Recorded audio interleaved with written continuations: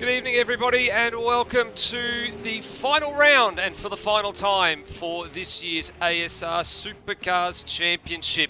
It's a title deciding round, and it wouldn't be a Supercars title race without a race across the ditch in New Zealand. We've been coming here every single year since the championship started back in 2018, and tonight is no different. And it's a little bit ironic how Remembrance Day has a funny way of throwing up some unusual championship encounters, or days of significance steeped in both Australian and New Zealand history throw up some things that are a little bit crazy and a little bit unusual. Remember 2018, the LMP finale at Albert Park, which had the swings and roundabouts inside the last 60 seconds and decided the title fight right up until the very last lap. We might get another one of those in store tonight, and it was also a Supercars race back in 2018 around a similar date that had a similar sort of outcome. It didn't have a direct bearing on the championship that day, but it did swing the balance of power in the direction of one particular former series champion. Well, it's been one hell of a season. We got two races to close it out tonight here at the very, very bumpy Pukekohe Park Raceway, and to ride the ups and downs of all the bumps that go along with this season finale, alongside myself, Steve DeVries, it is, of course, Benjamin Rhodey Rhodes. Good evening, Rhodey. Good evening, Steve. Good evening to everybody. And yeah, it's been a really good year of Supercars racing, and we're here to tie it out at the historic, the wonderful, and I think the fan favourite as well. Definitely a driver favourite as well, Pukekohe Park Raceway. And really happy to be back here again after just under 12 months since our last visit. Yeah, we were just alluding a few moments ago, talking off air, that it's been 364 days since the last time we were at this circuit. So almost a full year, not quite a full year, but very, very, very close. And it was just, I only picked it up the other night when I was having a look at the track records just to see when they were set and who they were set by. And I looked at the date and I thought, you must be kidding me. Yeah, it's funny how that's worked out. Is our calendar is not structured to any sort of there's no sort of external format that influences ours. Like there are some other leagues that will religiously follow Supercars calendars and pin themselves either before or after it. Some calendars, like I think some of the iRacing calendars, basically run the same date every year. Ours, especially in the last couple of rounds, has just sort of fallen around where we've had to do things. It's actually a bit odd to be ending a season this early as such in, the second week of November, but it's just the way that everything else has panned out that has made this possible. And yeah, the Pookie actually wasn't initially going to be the season finale, but it's worked out that way. And look, with the way the track goes and the format tonight, I think it's going to be a pretty good opportunity for the many positions on order to really shake themselves out. Yeah, I think you're right there, and it's you're right. Last year, this was the second last round of the season. Of course, we finished off in December last year, but there's been a bit of a shake-up and a bit of a change.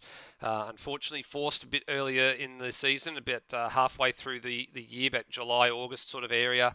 There was a little bit of a calendar reshuffle due to a couple of collisions and some other priorities to make things work. And here we are with Pukekohe becoming the final round of the 2022 campaign. It's been a long campaign, I think, for a lot of drivers. There's been a bit of waiting, I think, and with bated breath to get to this very moment. So I've got a little bit of things to attend to.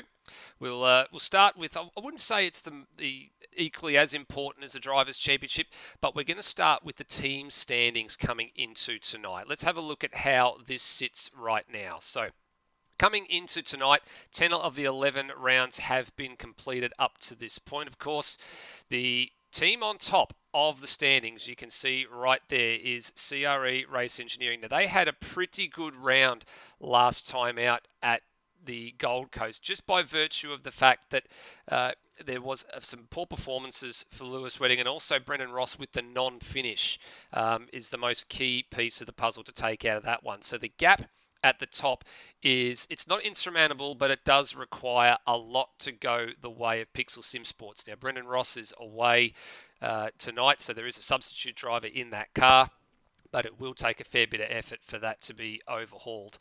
Third place, KSS Team Tanifa, they are sitting comfortable. They're not going to probably be beaten by CRE Motorsport behind, or they're not going to advance beyond Pixel Sim Sport in front. So top three almost I wouldn't say guaranteed to be staying where they are, but it'd be good to see how they get on if they can just close the gaps up a little bit and have a good finale.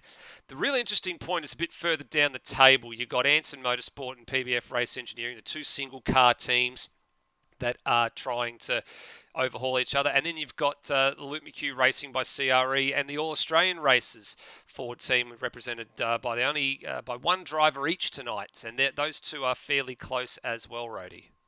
Yeah, the interesting point as well, actually, then also leading to that is KSS Automech that I believe has both drivers here tonight, so they could actually make some moves at appropriately their home track. Yep, if we go over the page there, you can actually see, you're right, there they are, 1,334 points in 11th place. So they're just off the back of the 10th place guys there. Yeah, so they're very much still, they're not on the first page, they are still very much vying for a top 10 in the teams. And look, the way things have gone this year, it has very much really stabilised out. The guys at the top have had two drivers appear at pretty much every round. Obviously, we mentioned with Pixel Sim Sports, Lewis having an out and also now Rossi having an out as well, but they've been there pretty much the entire season. Will and Termo, I think they've made every round this year, and not quite as consistently, but even then Tim and Snipes have been fairly consistent appearances. There have been times where both of them have been off. I think we've just got, no, actually, no, sorry, we do have both of them here tonight. But yeah, so the top three, top four has been drivers have been regularly teams with regular appearances and a two-car team. The exception to that sort of been Serie Motorsport, which have had a couple of fill-in drivers throughout the season. And then from there, you've really just got all the lead privateer teams, there wasn't actually a lot of privateer teams this year. There's only been, I think there's only been 7, which I've seen heavier weighting towards privateers a lot more in other seasons in the past. So good to see a bit more of a team spirit coming into this season. But obviously, then it falls the championship order. So Kurt Sandberg at the top, Luke Rosella behind, who could theoretically catch Kurt tonight in teams, but he'd have to overtake him in drivers as well. And it's possible, but very unlikely, especially with Will out there on the grid as well. And then Foley and Cox. That battle's probably set in stone. It's 90 odd points the difference. Foley and Cox have both had pretty good pace this year, both sort of falling about the same point in the timing tree. At this point, Cox is quite a way ahead of Foley. So that could possibly change, but I reckon that's pretty comfortable. But then obviously that battle for the back end of the top 10, yeah, that's going to be a really good fight because there's some guys that are maybe some of the slower drivers, but they've had two drivers and two cars in versus, all Australian races. They'd be a lot further up the front if Hans and Corey Webb were to make a bit more of a showing this season. But obviously, like tonight, Corey's one of the 3 drivers from AAR in general that's here tonight, and that's sort of been away for their team most of the season. We've had Berkey at times, and we had Hans at times. We've, I think, only once or twice seen all 3 of them on one night. So, a good little scrap at the back end of the top 10. Yeah, agreed. And you look from 9th place there, the Luke McHugh Racing CRE Fords, the All Australian Races Fords. And if we go back over the page again to the KSS Automech Holdens, there's only 31 points separating those 3 teams, 9th, 10th and 11th. So that's highly likely that will change, I'd say, with 2 drivers being in play for KSS Automech and then 1 from each of the other 2 teams on the previous page in 9th and 10th. That will, unfortunately, I fear is probably going to result in a change of position in the team standings a little bit later on this evening. In terms of how all the statistics play out with regards to that as well, the fastest laps and the team wins awards, they are done and dusted. There's going to be no changes there. That's actually also going to be the same when it comes to pole positions and the individual race wins as well. So Synergy Sim Racing can't be beaten for those 2 statistics. They can only add to them tonight. And same when we have a look at the drivers' standings a little bit later on, which we will actually do on the other side of the first qualifying session, which we're just waiting to go into. There is a drivers' briefing underway at the moment. Not that there's probably too much to really worry about, I think, Rody, the drivers' briefing here. A few, I guess, the salient points that we always bring up with Pukekohe are the tyre deg and the bumps. That's the 2 key points. It's not so much about fuel mileage because you don't need to really put in too much fuel at the pit stop tonight to actually get home, only a small smidgen, but it's how quickly you want to abuse your left side tyres and how you tackle the bumps.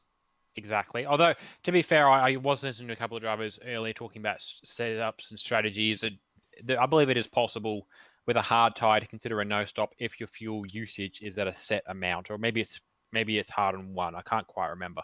But there is some avenues people have been looking at to do that. But really, it is more of a tire wear track than a fuel wear track. We had guys, I was talking with Darren Logden earlier. He and I have been scrabbling all year for the Super 3 title, and we were a little befuddled on how we were chewing up our tires in Super 3, and yet the guys in Super 2 were going a second a lap faster than us and getting the same life out of the tires. And then the guys in Supercars are going to be going, second quicker again and still probably getting similar life out of their tires. And that's just down to car setup and knowing how to drive around the tires. But the other point as well that'll come up, I don't think we might not see it. The sort of a key point for tonight is, and it's like there was a few tracks, is the procedure to follow when you go off the track. There's examples like at SMP, there's structure in place for if you go wide at the final corner, how you have to read on the track. And in this case, along the old back straight where turn 6, 7, 8 is, I believe. It's 5, 6, 7. There is a Monza style tire chicane that drivers are going to make sure they go through slowly rather than sending the tires to the moon, and rather than just escaping to the grass around them, because at best they will pick up a track cut or 2 track cuts for the privilege of going through there at speed. At worst, they'll come back on and collect another car, and we don't want that. I don't think anybody wants that. No, I don't think anybody wants that either. There's a couple of minutes just left on the other side of this session, so we've got a little bit of practice activity that's going on at the moment, just the last few minutes, while a few drivers just get a few bits and pieces reset and then get themselves back into the game. 22 drivers it appears that we'll have tonight on the grid, so it's a good healthy turnout. There are a few substitutes and a few wildcards tonight as well, so we'll get a chance to run through all of them at some point. There's a fair few names to get through. And there are, of course, a couple of liveries that a few drivers have managed to put together as well, with regards to not just Remembrance Day for its real significance for this time of year, but also remembering what a few other things, people that have not just passed away from things to do with war, but also the soon-to-be lesser existence of this track, because of course in real life, as of March next year, it ceases to exist, but it will live on in the virtual world. It'll live on here in ASR, it'll live on, I guess, in iRacing when they get out to laser scan it, all those things as well. There will be plenty of racing around this circuit to go. And I mean, you alluded to this a bit before as well, Rody. We've got things like last year, or the last 2 years, where we've run Calder Park, which is a track that isn't actually on the calendar anymore, and I think you called it correctly. I don't think we're going to lose Pukekohe entirely into it's not going to be consigned to the pages of history, so to speak, here in ASR. There's still going to be a place for it. Probably in a Supercars calendar next year. I wouldn't be surprised if we continue to race here at least for one more year. And maybe down the track as well, it'll probably make a couple of sporadic appearances, because it is a bit of a fan favourite. Yeah, it's a really good track. It's got enough room for racing without being so wide that you feel like you're on a sea of tarmac. It's something like the Bend being a good example of that. But you got room to go too wide in places. But that said, it's not risk free either. You go too wide through the first couple of corners, you've got to make sure your car behaves over a curb, or you're going to have a very bad day. Really, most of the corners, actually, to be fair, going too wide involves a bit of happiness over the curbs. And the last section particularly, and I did a bit of racing with, I think, Brap and Darren, actually, during Super 3 last Friday night. You can get too wide through the last couple of corners, but again, you need to trust the guy alongside you. And we got to a point where I think Brap nearly rolled off one of the curbs. But it's a track where you can get plenty of too wide action going. It's sort of similar to Barbagallo in the aspect that you can't just get a move done in that corner. You have to set up a move, and 2 or 3 corners down the line, if you've done everything properly, it will actually turn into a pass. So you can set up a pass at, say, turn 1 by forcing the guy you're trying to race with to a particular side of the road, which then forces them to be on the unpreferred line, and then the preferred line, or vice versa through the chicane, and then puts you on the preferred line coming out of the 4th corner, and then you get to run down the straight. That sort of stuff. But yeah, it's a really good track. Also, just for the purpose of representing New Zealand, it probably is at this point New Zealand's best supercars track. We're not. That said, that title might go in the future. Obviously, there is still plans to have at least one New Zealand round IRL in the Supercars Championship, because probably a good quarter of the drivers on the grid at various points of the season have been Kiwis, and we do love our Kiwi brothers from across the I forget what the ocean's called, but across the water. Across the ditch, we call it. Across the ditch. That's the simple way we put things now. That is a simpler way to put it. Yes, from across the ditch.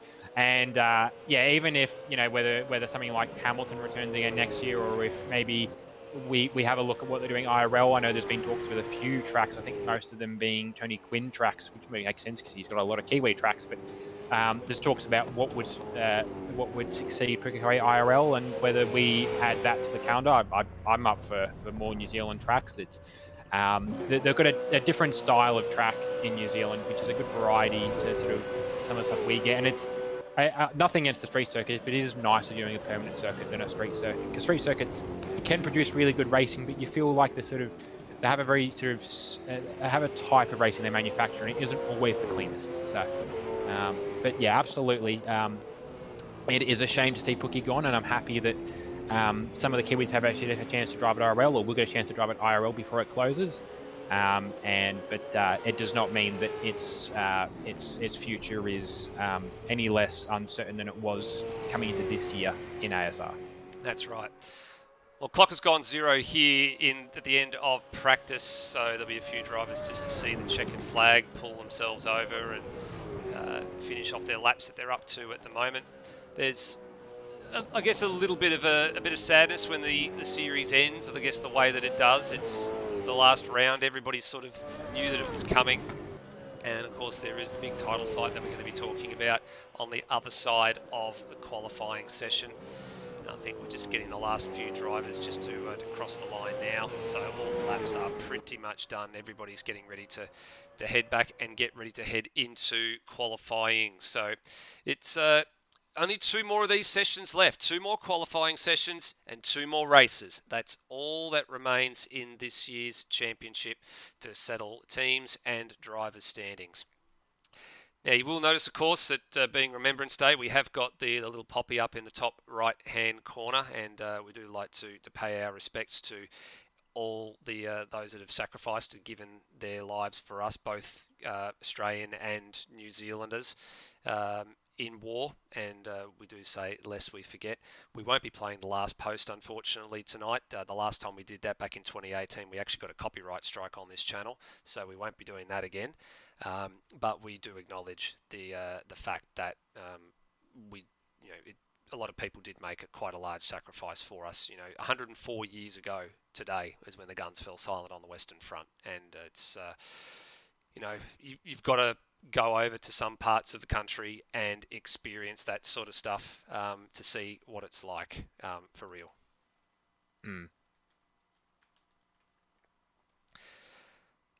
Just notice there's actually a little slight hiccup here just with the qualifying session, so we are just going to quickly cycle the track and sort that out.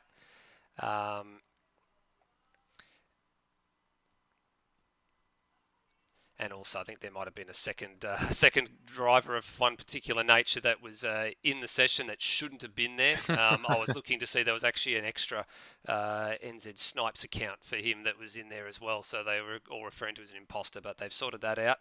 And we're just making sure we've got 22 drivers in this session, and then we will be advancing through to qualifying number 1.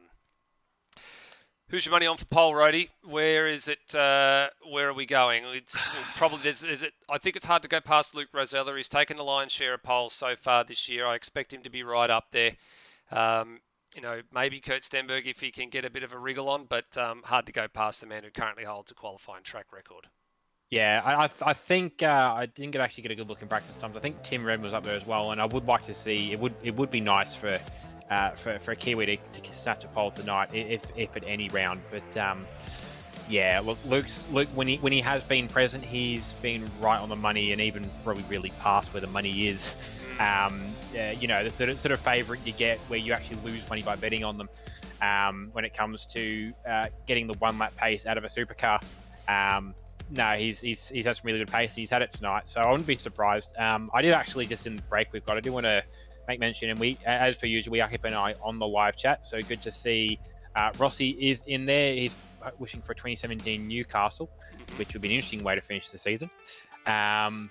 But a couple of comments in from Josh Watson, who is one of the Kiwis, and I do actually want to highlight his comments, which it took me a couple of times to try and read properly. Will he breeze through the grid for an Gouda result tonight? We have cheese repping the Kiwis tonight. Absolutely. So good couple of cheese puns there. But yeah, good to see Josh and Rossi in the chat. Good to see also Jesse Bennett, who is TP, who recently did a wildcard appearance for APK Motors or APK Sim Sport in the Enduro Cup and is now looking at Dev Series. And this is from somebody who joined the league 2 months ago and has been working his way through Rookie Cup. So good progress for Jesse, and we'll see him on track next Friday at the Dev Series round at Bathurst. Absolutely. Well, here we go, qualifying, getting ready to rumble here for the first time tonight. 2 sessions to come, split, of course, by the first race session, and we're all queuing up to get out of the pit lane. Here we go, 10 minutes on the clock. It is not a lot of time to set your best lap. Getting a bit of a word through that if you get your act together and you get out early enough, you can probably get 6 flying laps in, depending on how you want to slice and dice it. You might want to come in about halfway through, change over tyres, and then go again. But you've just got to pick your part in this traffic. 22 cars around this little bull ring. It can be like a bit of a carousel, I think, Rody, is probably what we call it. We see it in NASCAR all the time, and places like Martinsville, where they call it a carousel because once it gets going, it's just like a conveyor belt. Just the cars just keep going round and around and around, just like you do when you go to the airport. You've got your baggage that comes out. It just keeps going around and around until somebody picks it up. Yeah, it's by no means the shortest track on the calendar, but it's definitely a fairly high-speed track. So, you know, if you're not out there with that first group of cars, you can sometimes struggle to find a clear spot to work with. We did have Cox lead them out of the pits, but it's currently Will Devonish who heads the train as he starts his first flying lap. Yeah, so he's the man that's got heads on things at the moment and has started the timing beacon for the first of the flying laps. Actually, here he is right now. He's going into turn 1. So high speed part of the circuit at turn 1, really throwing it up over the curbs at turn 2. A little bit skatey, a little bit loose through 3, and then you want to get the exit right at turn 4. There's a couple of cars back there just starting to struggle a little bit with the drive out of turn 4. It is a very tricky part, very crucial traction zone. Yeah, and turn 4 is a really good opportunity, or a really good way to lose time, really good way to gain time. It's probably the key acceleration point on the track. The other one is coming out of the hairpin that Will's entering now, but that is pretty well punctuated by a couple of corners that you can't quite get flat, so very good for you to pick up the pace you lose in that short straight. But very easy to gain time, very easy to lose time there. Hairpin, pretty good run for Will so far this lap action. We'll get a representative time for him soon. Next behind him on the road is Tim Redmond, and I believe there's still Daniel Cox back there, third in the queue. And Will actually track up. Curb strike. You got a curb strike in a third sector. So yeah, it's good sector, okay sector 1, okay sector 2, and you got a curb strike in a third sector. So he goes again. So we don't get a representative time for him. We get a 101.815 for Luke Rosella, so immediately under the qualifying track record. So it's gone by a tenth and a half already at the beginning of this session. So wasting no time is the man aboard the Synergy Sim Racing number 5 machine. And she's 55, I think, for Luke Rosella now, isn't it? Actually, no, it's number 1 because he's previous from last year. Yeah. Usually running, I believe it was 55, but yeah, obviously running the 1 this year as the champion. We do have a yellow flag coming into the chicane. I think somebody has pulled off to the right-hand side, left-hand side for the drivers. That's cleared now. But no, look, we weren't surprised coming into this on the sort of pace and sort of booking Luke for the favourite, and he is improving slightly. Granted, by less than a tenth, but when you're already out there, you know, lower than the track lap record, you don't really have too much further to go. Picking up a good slipstream actually from Foley on the run to the line. Oh, Foley was a little bit off put by Foley, who ran a little wide as a result, but he's down to a 101.693, which not too bad at all. No, definitely. He's pretty much, I think we sort of picked that he was going to be on the money for pole anyway, so he's pretty much sewn that up almost immediately, I would say. Although Will Devonish behind, I'm actually a bit surprised by this. He's actually gone in with a 101.828, so he's also under the old quality track record as well, but still got a little bit of work to do. So that's come on a second flying lap. for him. Yeah, so obviously he picked up the curb struck in his first lap. He's just completed onto the second sector now at the hairpin, and he's pretty much a line ball with his pace through the last lap. So I'm not sure what his bogey sector is compared to Luke. A spinner for Luke for Steve Warwick out of the final turn 4 actually. And I just saw him pirouetting around. I'm not sure if he got a bit of assistance or if he did that himself. Let's have a look on the old Outward Broadcasting replay. Let's see if we can pick this one up. It looks like he's done this on his own, I think. He just get a little bit too greedy. He was well off the curb. And yeah, just applied the gas just a little bit too aggressively. And thankfully spun to the inside and out of harm's way. Yeah, just have a look at the times now. An interesting point with this, comparing it to the overall practice times, is that there is a third driver who could pop up based on previous server times into that group. Kurt Stenberg's server best has been a 101.7. So that would slot him between where Luke and Will are currently sitting. But at the moment, Kurt still sits 4th on the road. He is currently out there and he is improving, but not by enough to move him up. No, at this stage. No, he's only improved by a fraction out of Sector 1, so he's not too far off his own Sector 1 time, so they're pretty good for him out of this rate. The next sector split will come up on the other side of this chicane, so following the wheel tracks, not getting, I guess, much slipstream help from car in front of Peter Thrower. Get another read here just before the hairpin. And he's lost a bit of time there as well. So he actually, geez, it's a lot of time to lose 8/10 of a second. He was, 0.047 up at Sector 1 and then lost a lot of it through Sector 2. So I have a feeling he might have anticipated that he might have caught Thrower had he kept on pace. So he's deliberately backed off to try and get this lap in some clean running. And that's half the trouble. You talk about the carousel. You've got a point on the track where you're sitting, but you need to try and measure your point to the cars around you. And if you're trailing a car that happens to be slower, or especially significantly slower than you on lap pace, then it's a hard challenge. And he's probably thrown this lap away too, as a result of that run through there. He has, and he has pulled over now, so he's probably going to go with the pits and have another crack at this one. I think so too. He's one of the substitutes on. I wouldn't say debut in the main series because he's in debut in a different team, because last time he was at Sydney Motorsport Park, he was in the CRE stable. This time he's been snapped up as a substitute for Brendan Ross in the Pixel Sim Sports machine, and you'll notice that these two cars are a little bit different looking this time around. There is apparently a bit of a sponsorship shortfall, seeing Lewis Wedding's car just return to a PSS branding.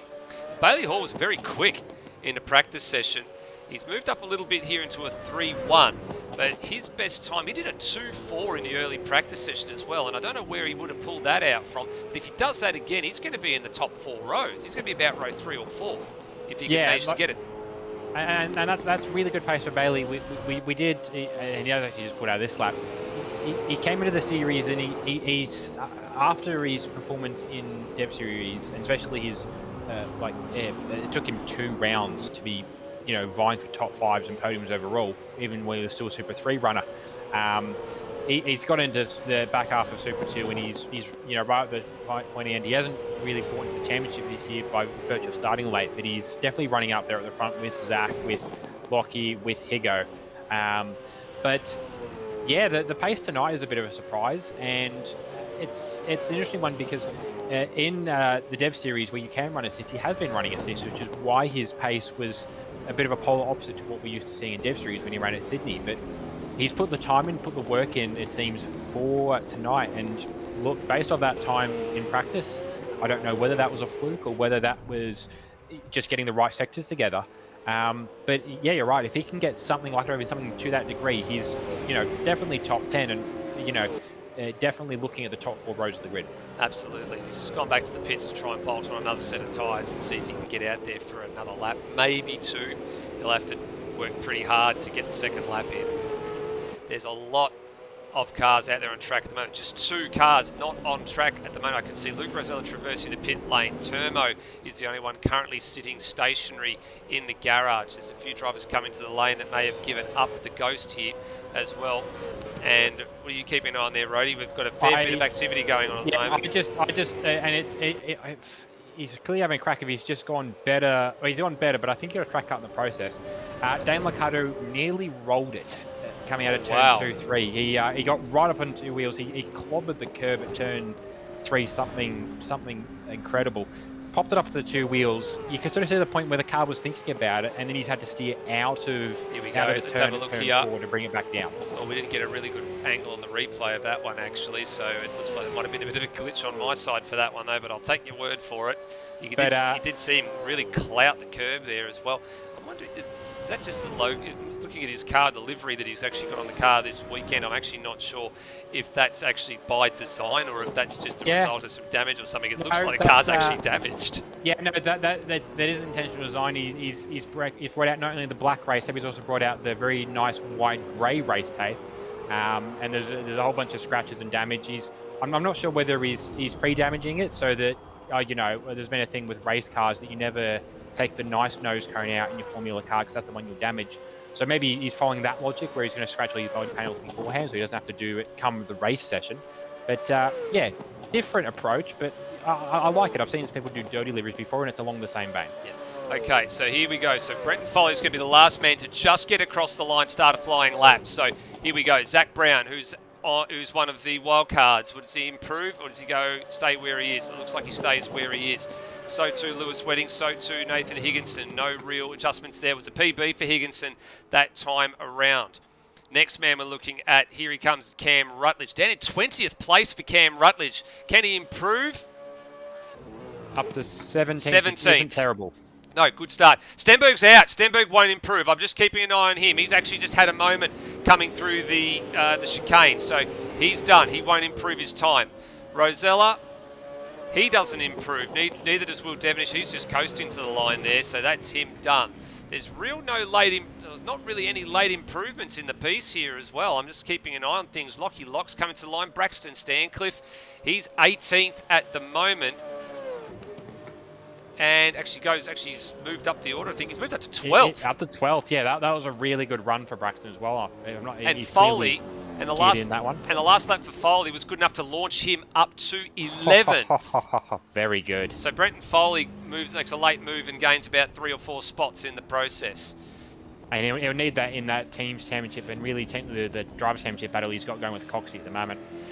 So the net result, another pole for Luke Rosella. That'll move his total along to 11 for the season. Then you've got Will Devonish on the front row with him, Kurt Stenberg, Corey McFarlane and Tim Redmond to top 5. Dane Liccardo, 6th place for him. That's a pretty good result and pretty handy. Then Turmo, Bailey Hall out-qualifies Lewis Wedding, so that's looking like a pretty handy substitute right now. And then Steve Burko and Daniel Cox inside the 10. Foley and Cox separated by 1/100th of a second in the qualifying standings, and they're fighting, as you said, over those last couple of spots, not only in the drivers but in teams as well. So that's very close. And then you've got Stenberg and Devonish. There's nothing in that as well. There's 26 thousandths of a second between the two of them. 12 thousandths of a second between McFarlane and Stenberg. And then it was about 2.5 tenths nearly back to Tim Redmond. So there's some very close pickings in the order here. Braxton and Lewis Wedding, there's 100th of a second there. There's 24 thousandths of a second between Zach Brown and Lewis Wedding as well. So there's a lot. A lot went on in that session.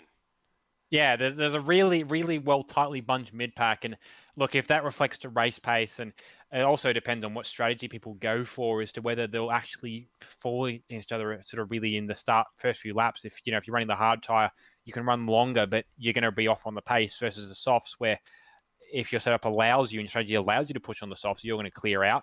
Alternatively, you have to manage the softs, then you'll be somewhere in the middle of that. But just as where qualifying sits, yeah, and some of those guys, and there's a very sort of widespread of drivers. There's people that have been racing for 4 or 5 seasons. There's people that are making their second appearances in general in supercars that are all in that tight little bunch there. So it's this track, and I suppose some of the racing in general, it's just qualifying is a really good equalizer. It doesn't really care about how long you've been around and how much experience you've got. It's just about how quick you can get a car around a lap. That's it. It's all about the bragging rights, isn't it? Qualifying. I'm on pole position and you're somewhere else. That's all it relates about.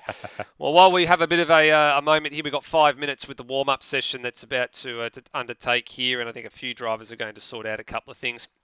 With thanks to CRE Electrical, we're going to have a look at the drivers' standings coming into tonight. Now, remember, there's, of course, no points on offer for pole positions. It's all about the race finishes. So let's have a look at it, and let's do the mathematics. So 10 of the 11 rounds completed. The pole position award, as you can see down the side there, and the fastest lap award, they are sewn up. Luke Rosella can't have them taken off him. Of course, he now moves his pole total along to 11. Excuse me. The important piece of the puzzle here is what's happening up the top end of the driver's standings. So the margin from Kurt Stenberg to Will Devonish is 59 points. Then it's 161 from Stenberg to Rosella and 195 from Stenberg to Tim Redmond. So mathematically, the title picture affects those 4 drivers. So we'll have to see how it plays out. Of course, Redmond's probably going to be needing a minor miracle, at least in race 1, for things to keep it interesting. So too Luke Rosella. He's going to need a little bit of help to play a bit of catch-up.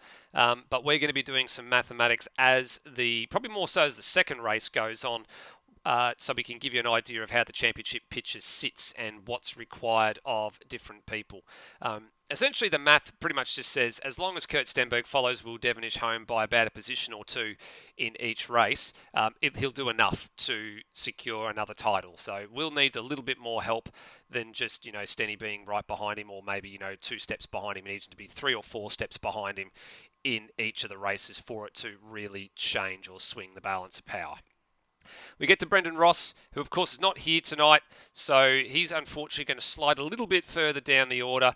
Brenton Foley, Daniel Cox, and probably I'd say Lewis Wedding, they look set to overtake him.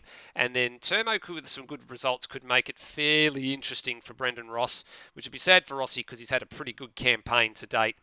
And then Cam Rutledge makes up the top 10.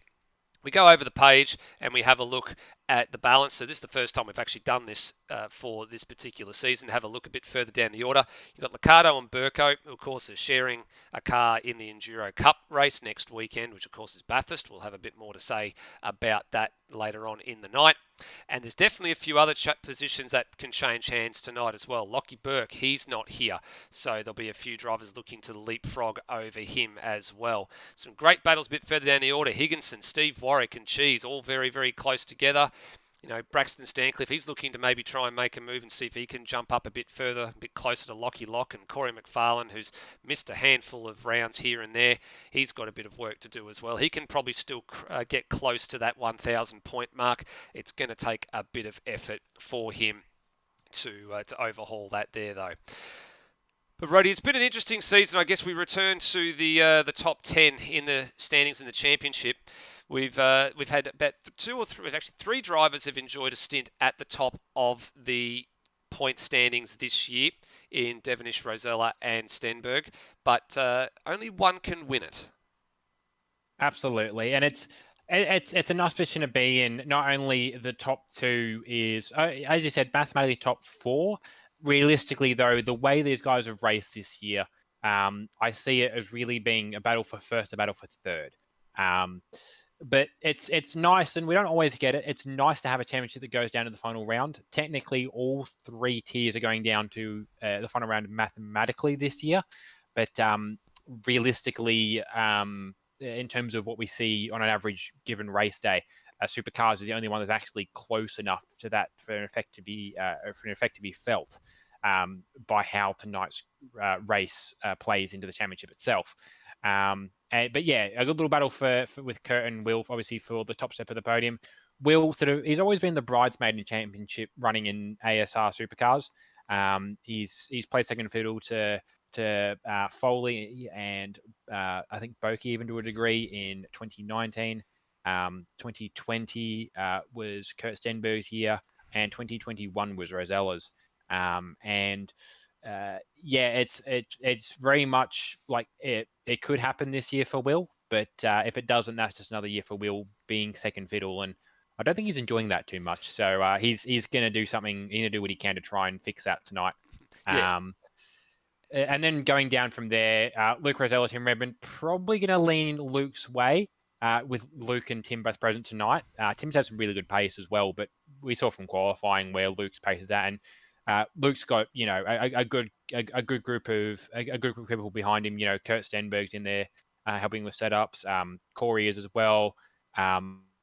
He has had obviously Hans and Lockie Burke in his ear as well across the season. So race strategy wise, he's probably in a pretty good position.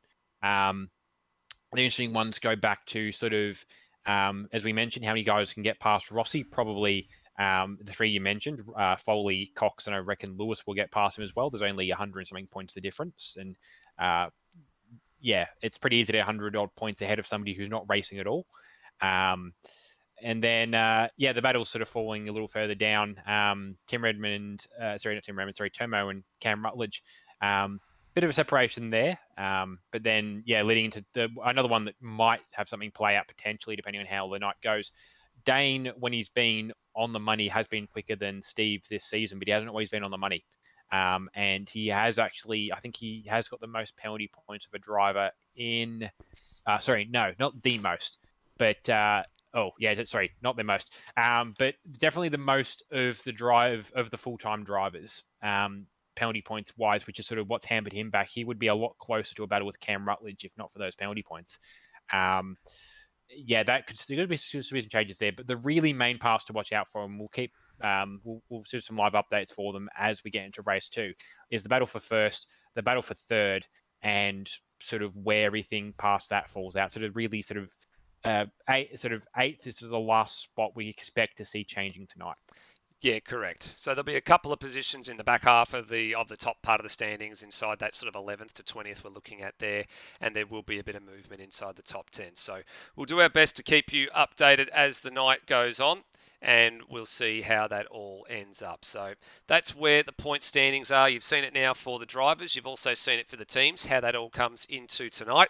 And now it's about time we got down to business.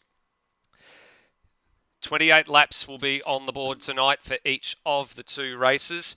And, well, I guess I'm a little bit, I'm excited, but I'm also got a little bit disappointed, Rody. I can't believe that it's the early part of November and we are closing the door tonight on an ASR Supercars Championship. Every year up until this point, we have closed the door on the championship when we got to December. We never did it any earlier than December. So it's a bit strange to know that we've still got some supercars racing ahead with Enduro Cup, but we're closing the door on what essentially is the league's mainstay or top flight championship.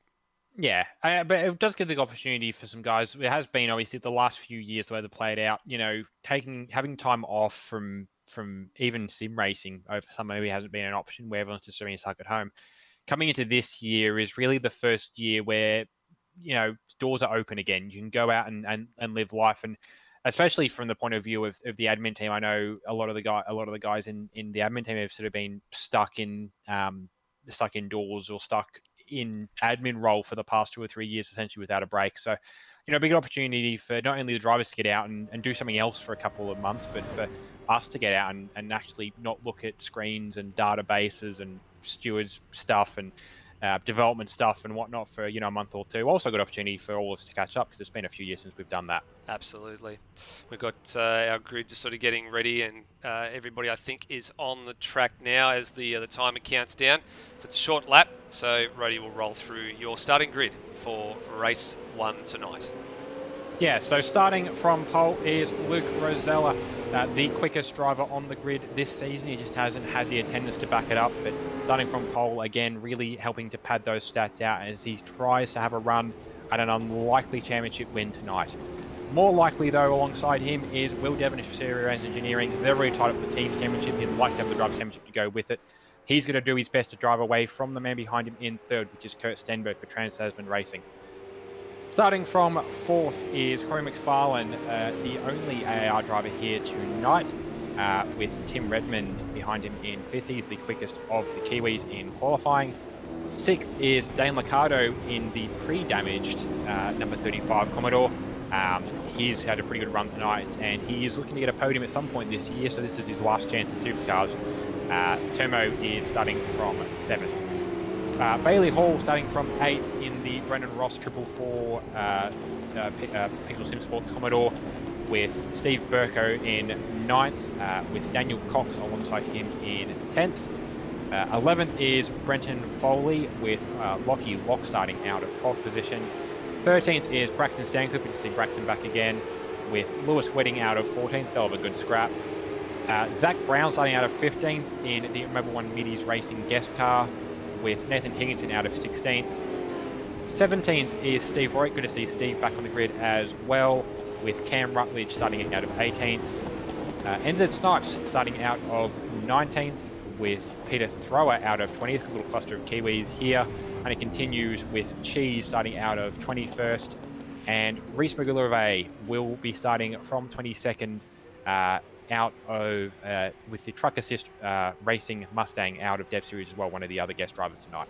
He certainly is. It is time for race 21 of the championship, the first race of the New Zealand Twin Sprint for 2022, and away we go. And of course, as is customary, Luke Rosella gets a very good start off the front row of the grid. He got behind them. Have a look out. Here comes Dane Liccardo. He's moved up to third place already with a fantastic launch, and he's just managed to get his nose in front of Kurt Stenberg.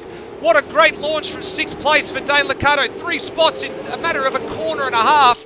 And he vaults himself up the order. There's a little bit of carnage in the back. You can see it there as well. Cars jinking and jiving every direction, trying to jockey for position on the run up this long straight towards the hard braking zone for turn 5. Stenberg now, back down the inside of Liccardo at 5. Job done, but he's got to go the long way around the outside. Liccardo's going to try and hang there with him. It's a good scrap. Stenberg finally gets the job done and sealed. Does he go down the inside here at turn number 8 of Devonish? He leaves him a little bit of space. It's all kicking off early on this opening lap, but Stenberg's going to have to concede here because this is a one-line groove through the final couple of corners. Yeah, Pookie on lap 1, it's never boring, and it's only sort of on a few tracks you can get 1 minute straight of commentary from one commentator with the action being that intense. But no, really good racing in the first lap. Surprised with that launch from Liccardo. He's currently got Corey McFarlane to deal with, and yeah, that'll be a tight little battle between those two. But Kurt Stenberg has gone back through and is currently looking at the back of Will Devonish. Also another good mover and shaker up the order as well, Brenton Foley. He's gained 5 spots at the start here. He just picked up another one on Tim Redmond at turn number 1. So a lap for Foley has vaulted him from 11th to 6th. So that's a great launch and a great opening lap for the 2019 Series champion. And can he catch up to the back of this 5-car train out the front while they continue to fight and squabble?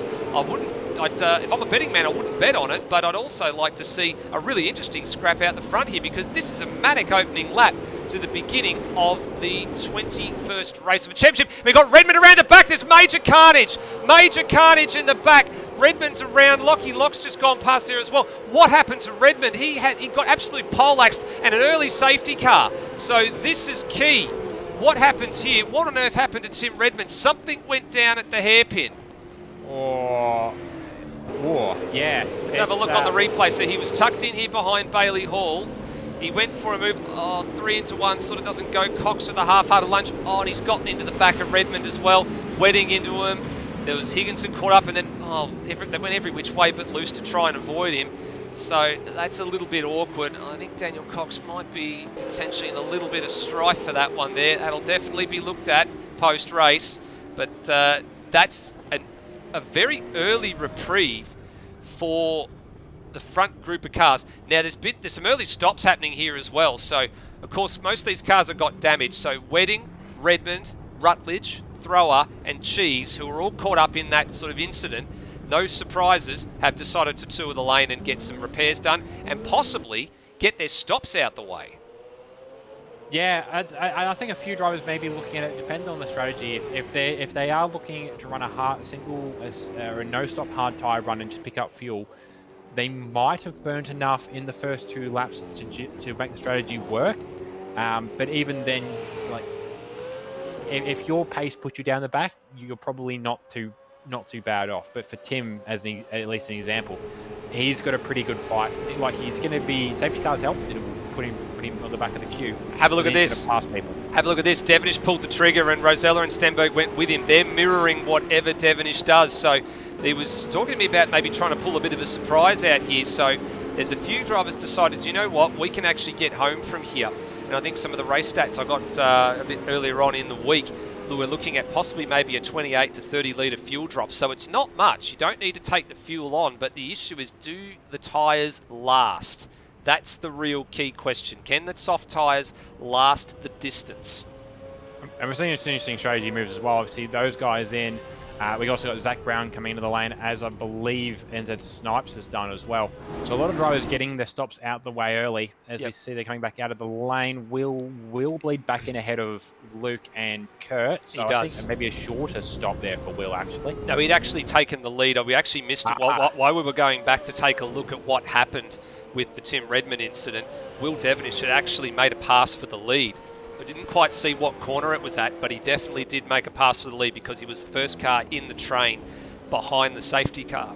So when Rosella was feigning like he was going to go in, I think Will Devonish was planning to go in, and then Stenberg and Rosella opted to follow. So they just want to mirror whatever Devonish does. They don't want to be on a different strategy, especially coming back to green flag running and then have to stop partway through. But yeah, this is a real question here. How much can you afford to take out of these tyres early on, and how many more safety car laps we're going to get, because the safety car's in. It's only 2 laps, just a very short safety car. So they've got to catch up. Will Devonish is going to hit the back of the pack at speed, and I think probably Rosella and Stenberg are as well. That's going to leave Liccardo in control of the restart here. Be the first time in a long time he's had control of it, but when he gets the green flag, it's his discretion to go. He can go any time between now and the control line. So when does he opt to pull the trigger? He goes just a little bit just right about 100 metres before the line. He decided to launch the restart. So he's credited with leading a lap here. He's got McFarlane and Foley to go along, but Liccardo's wide. Very, very wide at turn 1. He was lucky to re-inherit that lead. And McFarlane's going to stick his nose up the inside here, which is entitled to do. But he didn't quite get the pass move completed, and then Cox is in the fence. Cox in the fence, so I can see him there. That was him and Termo. And then Devonish, did he just get caught? I think Will Devonish might have been caught in the back there as well. I think he has. I think so, Yeah, he was. So something went on down there at turn 1. I'm not sure whether he's just lit it up of his own accord here, but this is a championship changing stuff early on. So at the restart, Devonish had sort of been hung out to dry here. So Rosella had gotten through, Stenberg had gotten through. Will's trying to leave some room on the inside here. I think there might have been a little bit of incidental contact with Peter Thrower, because he's around and he's gone. There he is. There's the tail of the car. Yeah. It might have just been a case that the car was unsettled a little bit by the curb, and then just contact with Pete at the wrong time for the car has just picked the car up and sort of looped it. That's not what Will's going to want, though. The race isn't over yet. There's still time to go, and we saw how quickly the guys triggered the first safety car. It doesn't mean we're out of them yet. But he's going to need something to go his way at this point. Second attempt for McFarlane. He gets it done finally at turn number 1. Foley's absolutely sideways in the background. He's going to cough up position there to Bailey Hall. But this move's not over yet. Liccardo's going to probably refire it down the inside here at turn 5. So remember, these guys haven't stopped yet. They did not come in when the safety car was on the track. So they're going to filter back into the queue somewhere along the line here, behind the likes of Rosella and Stenberg and co. So they're just playing for sheep stations at the minute here. Liccardo drives it down there and makes a bit of side-to-side contact with McFarlane. That should end that battle, at least for the next lap. Yeah, that was pretty exciting driving, pretty energetic driving from the both of them. Both younger heads on the shoulder than some of the other guys we've got on the field. Both racing for, well, essentially sheep stations, because you're right, they haven't pitted, so this doesn't actually position where they're going to be on the road. Fastest lap there for taken actually by Braxton Stancliffe, who's currently latched onto the back of the train with Foley and Bailey Hall. Foley's got some really good pace, but he maybe doesn't quite have the pace of the guys behind him, at least of Braxton's pace. You're right, Bailey would have passed him on the last run down the straight had he not clobbed into the back of Foley off the corner and sort of helped straighten Foley up and giving him a boost down the straight. But a lot of guys in this fight, and this isn't actually even really the lead fight. The lead fight's still happening somewhere back in 13th, 14th. Yeah, here we go. So Kurt Stenberg is actually the effective race leader here. So he's just gone down the inside of Reece McGillivray, who's on debut in the series tonight. He's actually a bit of a rare exception because he's come out of Super 3, but he's pretty much going to be promoted to Super 2 next year anyway at the rate we're going. So a bit of an exception to the norm. And he's out there doing sort of 104s at the moment. And he's just doing the right thing here. Oops! And he's had a bit of a moment there, just trying to light it up on the exit of turn number 8. And he led the leaders through. Lewis Wedding's now gone through as well. So effective race leader at the moment is Kurt Stenberg. He's currently up to what is 8th place on the back of Lockie Lock. And he's actually getting that move done down the inside at turn number 1, although that sort of feeds his car out a little bit wider. Burko's had a moment, skates across the grass just in front of these guys as well. This is starting to, the leaders are making some great progress through the field at the moment. In all of this, Will Devonish is about 7 or 8 seconds in arrears. That's where it is for him right now. So he's recovered up to, where is he? He's up to about 19th. So I thought I could just see him in the back of shot, just starting to emerge in all of that. Yeah, and actually, Steve's just actually coughing up the position to Kurt Stenberg, bit of a slide out of the chicane. And actually given Luke Rosella a good run there as well. Just looking in the background, Daniel Cox is trying to filter back through, obviously made contact with the wall earlier, and by virtue of not having a safety car come for him, he's now a lap down, so he's having to try and let this guy filter through while not impeding his own race too much. That's right. So I'm taking a bit of a look here just to keep an eye out for who also has been into the lane. So Daniel Cox, we know that he's actually been in the lane, he's a lap down, so too Termo. They've already gone a lap down. Cox, by virtue of being at the back of the grid, but he's also, I think, taken a stop under green flag after clouding the wall down at turn number 4 on the right hand side, which is a bit of an unusual sort of place to have an incident. Just trying to keep an eye on where the next sort of best position car is. I think Burko and Lewis Wedding, who are in 9th and 10th at the moment, are the next 2 drivers that have actually stopped and are in a net 3rd and 4th as it stands right now. So keep an eye out for them with vested interest, how they filter back in when the current race leaders decide to come and take their stops. Now, we were looking at these statistics a little bit later on. So Daniel Cox Designs will bring up the Pukekohe Park Raceway track facts. So of course, there's 28 laps to run tonight, which is of course gets you to your 80-kilometre distance. Then there are pit stops, and you can see there the transit time is the better part of a full lap. So end to end, getting in, getting your stop done, getting out. So under green flag, high chance you do go a lap down.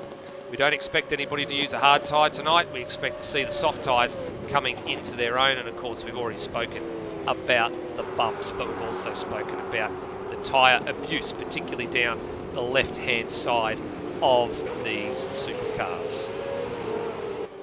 Yeah, and it's interesting looking at some of the strategies in play at the moment, and I suppose some of the alternate strategies some of the drivers are going on to. The way that, you know, that Dane and Corey and I think even really Foley and Bailey and Braxton at the front are just driving away the way they are. I'm not sure, like they're probably split the race down the middle, soft strategy. They're going to lose, you know, effectively a lap on the pits in the way that, you know, Kurt and Luke and Will and Tim, which, side note with Tim, by virtue of having pitted, the lap safety car came out versus the first lap of the safety car, that Tim actually managed to leapfrog all the leaders. It didn't last long, he coughed it up sort of just after the restart. But he was actually ahead of the leaders by virtue of having come in a little earlier in the safety car window. But yeah, the guys at the front are going to lose best part of a lap to those guys, and they aren't a lap behind them. So you had to have pitted under safety car, or you need another safety car to pit to try and match the effective leaders at this point. Well, the only other thing I could think of, Brady, in terms of a strategy ploy, was that if you had hard tyres on, you probably could have made it till the end, because tyre wear would have been trouble, and the fuel use, you probably could have saved a little bit, not only on the formation lap, but you could have saved a little bit through the safety car period, but you probably needed it to be a little bit longer than just the 2 laps to really get the full benefit of saving some fuel.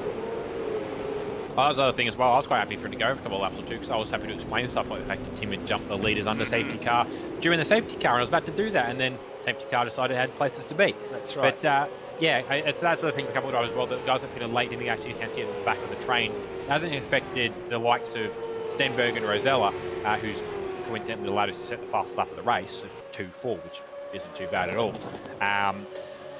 Drivers like Cheese, who is filtering back up through the pack, but drivers like Cheese, and I think there's 1 or 2 others that didn't actually get a chance to get back to the back of the train before the race went green again.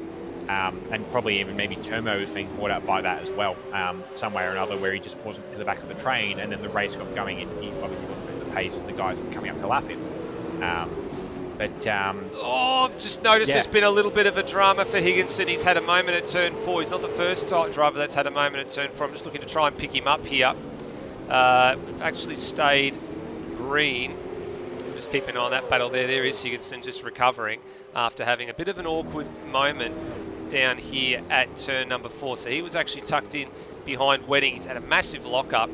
So he's already flat spotted the tyres, and I think he's just driven it in a little bit too hard here. And then, yeah, loops the car, comes into shot, and then you sort of, oops, wrong camera angle. We're not getting all the best camera angles here tonight. And then I saw him in the back of the shot, and he actually very nearly ended up in somebody's nose. So we'll leave that one alone. I expect he's probably due for a stop in the lane in the next few moments. He probably will have flat spotted those tyres pretty badly. Yeah, that's an interesting point, actually, just looking at some of the battles on track at the moment. As we see now, Passover second is actually being affected. Dane Liccardo, he's had a good pace, but Foley's just found more pace. Like, Dane hasn't lost gap much to Corey McFarlane in the last few laps, but Foley's just been quicker. He's just put the pass on. Dane's going to look at trying to send Foley's it back gone deep. But, he's actually gone deep and opened that up for Dane entirely. So Foley will kick himself for that, because he was actually, the other point today was he was making a break away from the pack of Stancliffe, essentially from Stancliffe to join, and actually the other one was Hall, who actually has gone. He hasn't gone missing. He's fallen back. But the other thing as well within that is the lead two are actually catching this train now, so they're actually not far off taking the actual effective race leaders. They're really only Corey McFarlane that they're not within range of. Yeah, correct. So at the moment, the effective leaders of the race are the first cars that have stopped us, Stenberg and McFarlane, and Rosella. So they're on the back of Braxton Stancliffe at the moment, so we're just keeping an eye out for that. You can see just in the back of shot, looks like Stenberg's just getting ready to size up the pass. Here he comes. He'll pull this off in turn 5. I think I wouldn't be surprised to see Rosella try and follow suit down the inside here, although he's going to make it a little bit difficult. He's entitled to do that. It's full position, so he's happy to give him a little bit of a bump and just leave a bit of room there. So it's hard racing, it's fair racing. Oh, they're both very sideways coming through 7. They both nearly threw it away, and that's getting okay. That's now getting a little bit too aggressive. So they're probably both like those guys. Yeah, I'll put it this way: they're not likely to burn each other's Christmas cards list. No, so certainly not.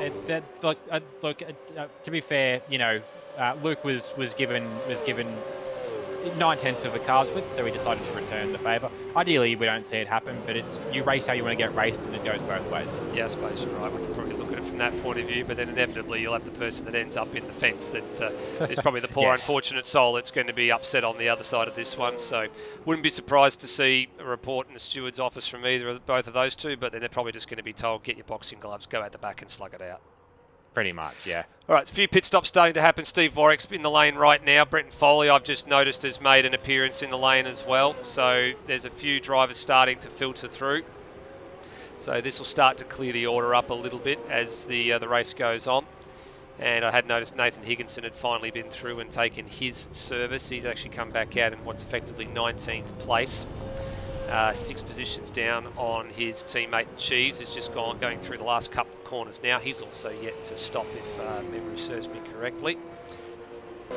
I believe Cheese Cheese was part of the first pitters. I think he pitted under that first safety car, so Cheese is actually in a good position. All right, so he's in a good position here with a handful of drivers in front of him to pan out. So they're prepared to see the timing tree move quite drastically over the course of the next sort of 4 or 5 laps as everybody comes in, takes service, and then gets back out to track.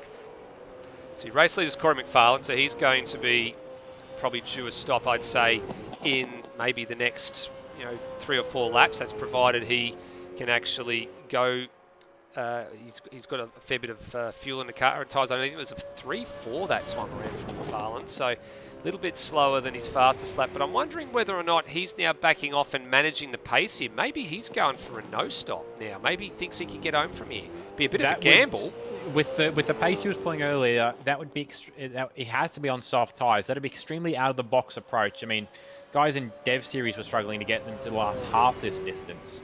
So look at the pace. I doubt it. He might have a window in mind where he's trying to get to. Maybe he knows how long he can get these soft to last, so he's trying to nurse this set out to a window later, well, essentially after a stop, at which point he doesn't have to worry about tyre life at all, and he can just blaze on. Because, look, he's got pace to be up with that top 3 or 4. He's going to lose a bit of time, but he can gain a lot of it back. Here he is, he's in now. So this will be the end for him. You've got to get it stopped before the line, and he gets that done well and truly. 40k an hour is pit lane speed limit. Now, someone else came in behind him. Who was that came in? Rosella has gone through. Is that Kurt Stenberg? No, it was... Who came in behind McFarlane? I'll have a quick look. Stenberg. Okay. Stenberg. Wow. Right. Okay, that's a little bit unexpected. So maybe the strategy does call for these guys to pit again. Maybe. I'm not 100% sure, but Rosella's gone through. Dane Liccardo's in the lane as well, so too Lockie Lock. So that's going to move and shake a few things here. So that puts Steve Burko second on the road. He's already stopped. So too has Lewis Wedding. He's behind this queue. So too has Redmond. So too has Will Devonish. And well, Steve Warwick, he is unfortunately a lap down, but tacking onto the back of this train. So this is very interesting. I will say though, based on sort of Steve's running versus the running of the guys in front of him, I reckon Steve's on fresh softs. The guys in front of him are on very second-hand softs. Look, based on the fact that Kurt's pitting, I feel like this, effectively the third, fourth, fifth battle, I think they're going to look at pitting as well. I say third, fourth, fifth, sorry, second, third, fourth, fifth. I think maybe the only one from this window who might not pit, and I wouldn't be surprised considering the strategies that have been at play with Serie Motorsport this year. I wouldn't be surprised if Burko's on the alternate strategy. That said, his rears are looking a bit second-hand the way he came off that hairpin. So he might be nursing them, but to be fair, if he was nursing tyres, the other option is he's on the hards and he's pushing. If he was on softs and he was conserving, I'd expect that he would have been monster a little harder than he has been right now. That said, Lewis has got bigger problems than trying to pass Burko. He's got Will Devonish in his mirrors.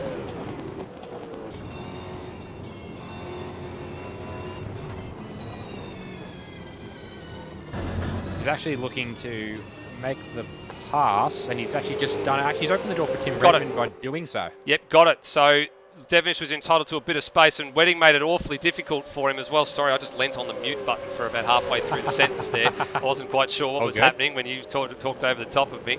But then, no, Devonish has gone through. So he's now up to third place. He skates in, and Lewis Wedding tries to go with him because you're right, Wedding's basically like a pinata at the moment. He's being whacked from left, right, and centre as he tries to hang on to a pretty good result here, making it quite the challenge for Redmond to get down the inside, but eventually Redmond goes through. Now, what do you do? What do you do if you're Will Devonish? I think you've got to gamble. You have to gamble at this point. You've got Kurt Stenberg all the way back in 12th place with probably a little bit of work to do, but there are a few drivers I'd imagine that are going to have to come in and stop again. So, but if you Will Devonish, you can't afford to stop again. You've got to stay out there and maximise your track position. You have no choice. Yeah. At Will's point, like if he pits, he's done. So he's got to do whatever he can do. Like he's been pushing hard after that spin to get back to second on the road. He's still he's not made up time on Rosella at any point in doing so, but he's back to second on the road. And Kurt Stenberg's out there doing 2.3s, which is quicker than we saw from Luke earlier. If Luke's planning on pitting, then we'll probably see quicker again. But yeah, Will's got to manage. Like he's in a good position, I think, at this point. He's got Steve Burko behind him. Steve Burko runs in the sister team, so Steve is there to run a blocker if he feels that he can, and if he chooses himself to play defensively for Will. But Tim's back there. Tim's a separate party to all this. Tim's really more concerned about what he can do with Luke. At the moment, Luke's up the road from him, so he needs to make up spots. Tim is going to try and get past, but really, yeah, the important thing for Will is he's got some padding, but he just needs to maintain that. If he pits, he throws it away. If he blows a tyre, he throws it away. So he's got to manage the tyres from here. Absolutely. I'm just keeping an eye on the lap times as well. You've got Will Devonish doing 4s at the moment, Burko doing 6s, Redmond and that doing 5s, and then as you said, you've got Stenberg has just done a 2-2. So there's a fair bit still to shake out in all of this as the race pans out, and I think there might be another move being sized up here. We just saw Peter Throw. Actually, he's just gone for a wild ride through the ditch. We just cut away at the wrong moment there, and that's not the first time he's been out there. He's given that wall quite a substantial whack. So there's a localised yellow flag here as Thrower needs to get this car moving again, and we stay green. So importantly, we stay green. He might have gotten away without a lot of damage on that car as well. He's punched the rear quarter panel in, but there's not a lot of machinery in that area, so he might have gotten away with that one. No, I think you're probably right. What it's done is it's put Reece McGillivray right on his rear quarter as well. Now, is this actually a pass for position? I don't believe it is, no, because Reece is actually a lap down to Peter Thrower. So that's just Reece moving forward and just minding his own business, which he's done at the moment. there's actually plenty of swings and roundabouts that we need to talk about throughout the next 6 laps of this race, because here's Redmond rubbing panels with Steve Burko through 3 and 4, and this will put him on the high ground position for turn 5. Steve Warwick, who is in a battle with Higginson behind, he's actually got to in the right spot there as well. He could potentially use Burko as a bit of a block there as well. Major lock-up on the right front from Redmond, but he gets through, and so too Steve Warwick. He got through, but he's given Redmond a turn, and they're both around. And that was, I think I can see that coming, unfortunately. And the safety car is called. Oh, what's that going to do for Will? So, well, I think this probably puts Will in a very good position. If he was fuel compromised for Will Devonish, this is a saving grace. This is a complete saving grace. But if it was fuel, yes. If it was tyres, and this goes the other way. And on top of that, Luke Rosella had pitted. He'd been into the lane. So Redmond's going to go through to third. Burko's going to be second in all of this with whatever's shaking out. This has really thrown the cat amongst the pigeons. Absolutely thrown the cat amongst the pigeons. So Devonish is the leader of the race, with Higginson as a lap car in between himself and Steve Burko, and then Tim Redmond. What's happening behind? Rutledge is 4th, McFarlane 5th, Zach Brown currently 6th, and then Snipes, Foley, Rosella, and Stenberg. That's your current order. Now, I need to work out who's actually in the lane. Is in the lane Lewis Wedding, Steve Warwick, Termo, Daniel Cox, Reese McGillivray, and it looks like, who's the last one in the queue? Peter Thrower, I think. Yes. Yeah. They are all currently in the lane taking service. Now, they're probably they have to have gone for tyres. They can't be fuel compromised. They've had to have gone for tyres to try and make headway. Exactly. If you're any of these guys, Lewis especially, like Lewis knows what's up. If he's in there, I really hope, like, he could have been fuel questionable, but at that point, you're going to fall at the back of the queue. No point putting fuel into the car to go back out and use tyres. Take a couple more seconds, you're not going to lose anything on a safety car, really. Especially if the safety car actually goes for a normal length like we're used to seeing, rather than a short little 2-lap affair. Bolt tyres on the thing, because even if it's a short safety car, you might not catch the train. There's a heartbreak story in this as well, and it's NZ Snipes. I just noticed he actually had a moment coming off the hairpin. Sorry, I was just cycling around to try and pick up the cameras. We've got a bit of a drama here. I've still got these camera things the wrong way, and I still don't know why, but he actually looped the car down at the hairpin, I believe. And he was in a net 7th place. So here we go. He did this all on his own, I think. Yeah, he has. And unfortunately for him, that means he actually had to. He came into the lane to take service, because the rule is you spin out of the queue, you lose your spot. You can't take that back. So the only thing I will say, by the fact he's coming into the lane, I think he was planning on doing that anyway, potentially. Like, he's had a really good charge. I've been keeping an eye on the other eye. Josh Watson's been very busy in the chat tonight, and good to see you're watching along, Josh. Keeping an eye on what the Kiwis are up to. And Snipes has been making a pretty good charge to the field. Josh reckons it's because he's handing out free donuts to every driver he passes, which, might be doing something to help him along. Shedding his ballast and putting it onto shedding others. the ballast and just generally being a real nice guy to everyone around him. But what this does mean is, it's putting him in. He's put him out now behind Pete Thrower in 17th on the road. He's on the lead lap, and he's going to be on another one on fresh tyres. But compared to the other fresh tyre runners, like, he gets back the queue, he's only on another car really passing Pete, but it's just more work again. But that said, he's at really good pace for a midfield car in that car tonight. So, 17th at the moment, but if this is a shorter safety car, we could still see a top 10 from Snipes. Yeah, well, it is a short safety car because it's just gone in again. I was actually just remarking, I was thinking that Will Devonish probably wanted the safety car to go the maximum distance, probably wanted it to go to 4 laps, so that way it'd only be a 2-lap dash toward the end.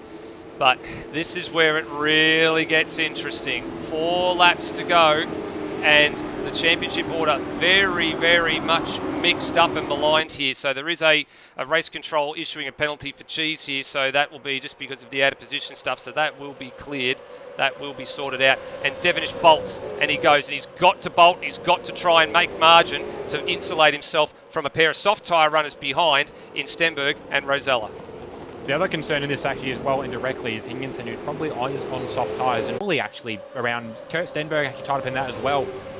Dane Liccardo as well. Yeah, that's back in the pack here as well. So you can see Bailey Hall is currently 8th, Liccardo, and then you've got Stenberg looking down the inside here as well. And then second, Tim Redmond and Snipes, sorry, Farley. Burko's been sent off in all that. Yeah, so we're keeping an eye on all of this. There's a lot of stuff going on here. We're more interested in what's going on in the mid-pack here. And you can see that Licato's now been moved down to 10th. Stenberg trying to fight his way up the order. Bailey Hall and Zach Brown and a whole bunch of others. They're looking for results here. They're not worried about the Stenberg result in the championship. They're more worried about what's going on in their own private battle. Stenberg now up to 7th. Cam Rutledge is the next man for him. And then beyond that, you've got Rosella, who's now boxing on, and he's actually now just passing Tim Redmond for 3rd. McFarlane up to 2nd, and then he's about 8 tenths away from the rear of Will Devenish, who's actually Nathan Higginson, as you said, on the soft tyre. He's actually made some distance here, and he's checking out, and he's actually trying to get back onto the lead lap, which he's entitled to do. He's allowed to do that. He's a lot quicker at the moment. Yeah, so interesting company comes in now. Like, Will doesn't have to finish ahead of Corey, doesn't have to finish ahead of Luke, but all these cars behind him are the padding he needs. It's not the individual drivers. Oh, Rosella absolutely sent it in there and very nearly wiped Devenish out, and then gave him a rub on the other side for good measure. I was almost certain Rosella was almost going to wipe the rear quarter panel out of car 15, but the amount of pace he carried through that corner relative to the car in front, it absolutely sent it.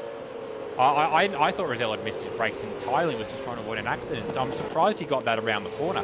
But that was probably that aspect of it, as well as the surprise factor of this shouldn't work, is probably what's helped him with Will, where Will just had Will thought he was going to get killed, so Will's naturally gotten out of it, which has sort of really opened the door for Luke. Luke's off to try and challenge, I think, for a race win with Corey, his young protege. Higginson actually wobbled himself wide and actually coughed up most of the margin he got. He's actually now right back in front of Will again. Yep. But yeah, the important thing for Will is that gap to Kurt, which is getting smaller and smaller. He is past Burko, who's leading an absolute freight train behind him at the moment. Yeah, we're watching that right now, and he got Lewis Wedding all over him. They've been boxing ears for the last sort of half a lap now. Licado wants to buy into this as well. He's going to have to be careful. There's some good results on offer for a number of drivers here. If everything goes according to play, Higginson, who bolted at the first couple of corners, doing the smart thing here, getting out of the way. So both the Automech KSS cars are in the wars here and having to get themselves extracted here. And then that's actually lets Dane Licado through. So Licado, Wedding, Hall and Locke all get through on Steve Burko by virtue of a very, very minor mistake. So Rosella now goes to the lead of the race here, ahead of Corey McFarlane. So you're right, he's chasing the race win, so that's important. So Rosella and McFarlane, 1st and 2nd on the road, probably not going to be challenged too far into this. The real question is what's happening behind. You got Devenish is 3rd, and then Redmond is doing his best to hang on to 4th place at the moment, because he's still technically in this championship battle, and he needs every point that he can get. And crucially for Will Devenish, he needs all the help he can get at the moment, because he stopped very, very early and probably is extremely tyre compromised now. And through goes Kurt Stenberg to 4th place, but he's only going to have a couple of corners left to have a crack at Will Devenish here.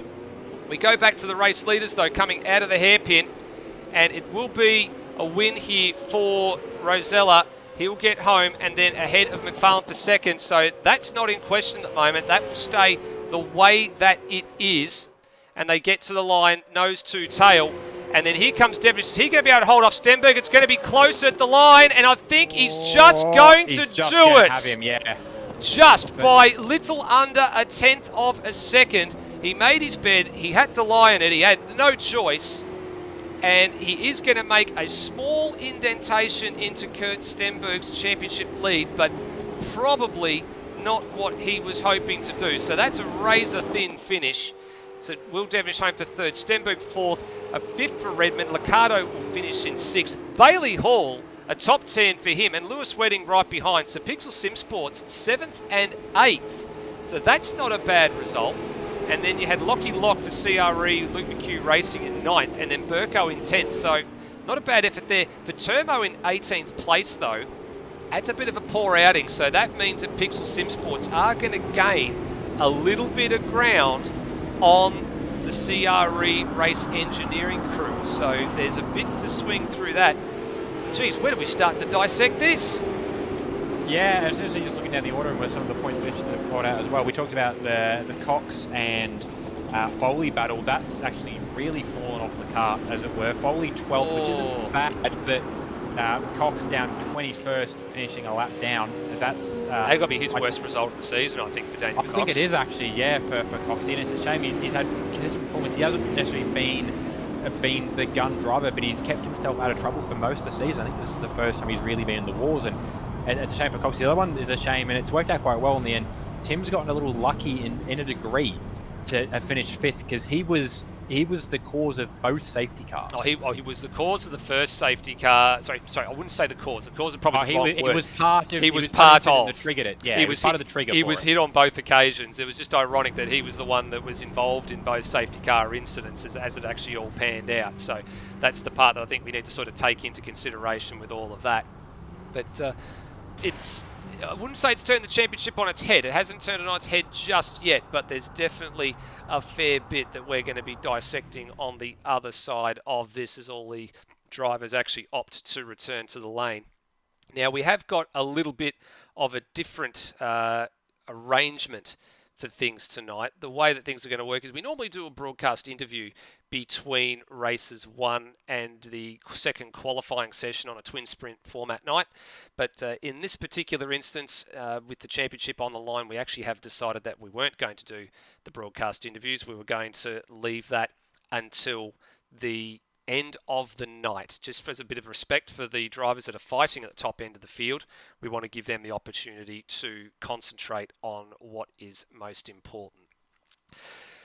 So what we'll do, we're going to take a very short break here in the commentary position, and on the other side of these messages and this little short break, well, we're going to start to dissect a bit of what's just gone on in that race. Don't go anywhere.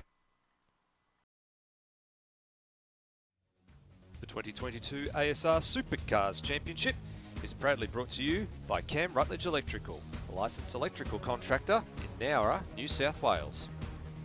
And Beyond Electrical, specialists in electrical, domestic, commercial, industrial and maintenance work in Auckland, New Zealand.